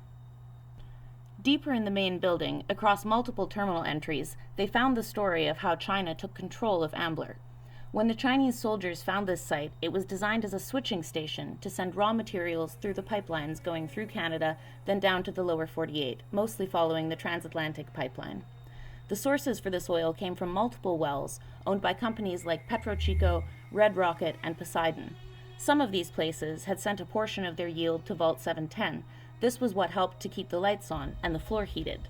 Other areas receiving oil were listed as Anchorage proper, Kotzebue, Noatak, and the cities of Portlock and Wainwright. Esther Higgs log, May 26, 2296. We received a message a few hours ago. It came from outside the vault. It was relayed on the vault-wide speaker system, a group called the Enclave. They say they're the government of the United States, here to offer help to the vault citizens. Their message ended with, "God bless America." I suppose they didn't get a response in the time they wanted, as a second message came shortly after. As the government of America, we have access to all the vaults that house the populace of our great nation. We've come to your defense today after we discovered suspicious terminal entries on your vault-wide network. At that point, I went to Brooks' office, along with others, to see his response in person. They've asked us to open the vault door so they can assess the situation and offer medical aid to those in need. Something about this seems odd. Our cameras trained on the front door don't have the best resolution. The people who were positioned there did appear to be wearing government-issued equipment. The government emblem on their uniform wasn't exactly the one I learned about. The circle of stars was there, but in the place of the large star there was a capital E in the center instead. The chatter that started in the vault after that reverberated through the halls louder than a group of double-O pipes. You could see the sides that everyone was on the moment the message finished. There were those who wanted to rush to the door immediately, hoping to invite their saviors to take them away from the dangers of the vault. I'm not sure where I stand. I doubt we should open the door until we know their intentions. It's not as if we've had any contact with any form of government since the vault sealed shut. I don't want to risk becoming a slave. Although either way, it could cost us our lives if we don't manage to kill the beast driving us insane. Ryan Andrews log, May 30th, 2296. The government came to save us. I knew one day they would show up to bring us to the real America, somewhere warm with cactuses or a beach. I bet it's beautiful where they come from. I wish we could leave sooner. I don't know what the Overseer is doing by delaying their entry. They must be cold outside. We should bring them in immediately and have a feast to welcome our new saviors. Who knows how long it took for them to get here from wherever they came from.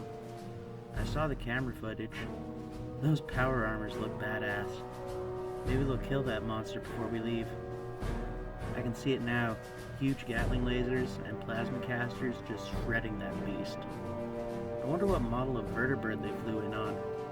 I hope they put me on the same plane as Lucy. First, someone needs to convince the Overseer to open the door as soon as possible. If he doesn't, they might get angry and choose to leave us here. We'll get him to open it one way or the other, if he doesn't see a reason. Even the people who wanted to leave would back us. They've been wanting him to reopen the doors for weeks. Overseer's log, June 1st, 2296.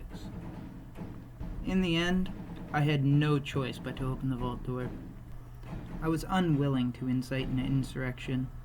The Amikuk was right about the rebellion to my authority. There was already a large group in front of the great gear that comprised the vault door. They all watched me as I turned on the communication system to the outside. It would be an understatement to say I was anxious. My talk with the government liaison is transcribed for myself to study later. Hello, gentlemen. If you're the government, why do you need me to open our vault door? We are in fact the government. This vault has been commandeered from the Poseidon Oil Company, part of the Societal Preservation Initiative. You are being instructed to open this door immediately, citizen. That doesn't answer my question, sir. I would like to see your credentials. Our computer engineers are unable to interface with your data systems. You'll need to take my word for it, citizen. Most likely due to the analog nature of your vault, even your communication system uses archaic microphones. Now open up, so we can help you. Unfortunately, the uproar of people made it difficult to make out much more than that. I did catch that they were intending to come in one way or the other, though. I'm sure if I had refused to open the vault door, the people behind me would have forced it open to let the government in, probably shoving me out at the exact same time. Their motivations seem to do more with simply entering the vault rather than helping us. They're here among us now. Their first order of business was to begin testing the dwellers. It seems strange to me. Maybe they wanted to see the results for themselves rather than relying on the weekly reports I had been sending to Vault-Tec HQ. This is the first time I've seen power armor anywhere other than a book. It really does make you look imposing. The group wore a few different variations. One housed vacuum tubes around its surface that glowed with a bluish-white light. They seemed to be connected to the plasma weapons they had equipped. They were very similar to our single-person plasma cutters. The one I'd like to wear if I ever got the chance was a sleek unit with yellow eyes. Emblazoned on the arm was Power Armor XO1 Hellfire Unit. We hope you enjoyed our story. Thank you again for joining us. If you'd like to hear more about why war never changes, please subscribe to get regular updates on the adventures of the dwellers from Vault 710. If you're excited about the expanding Fallout universe, please feel free to tell your friends and spread the word. If you'd like to contribute, we invite you to join our Patreon. Subscribers will get access to episodes 1 week early. Our hope is that these stories help fill the void of being unable to play Fallout 5.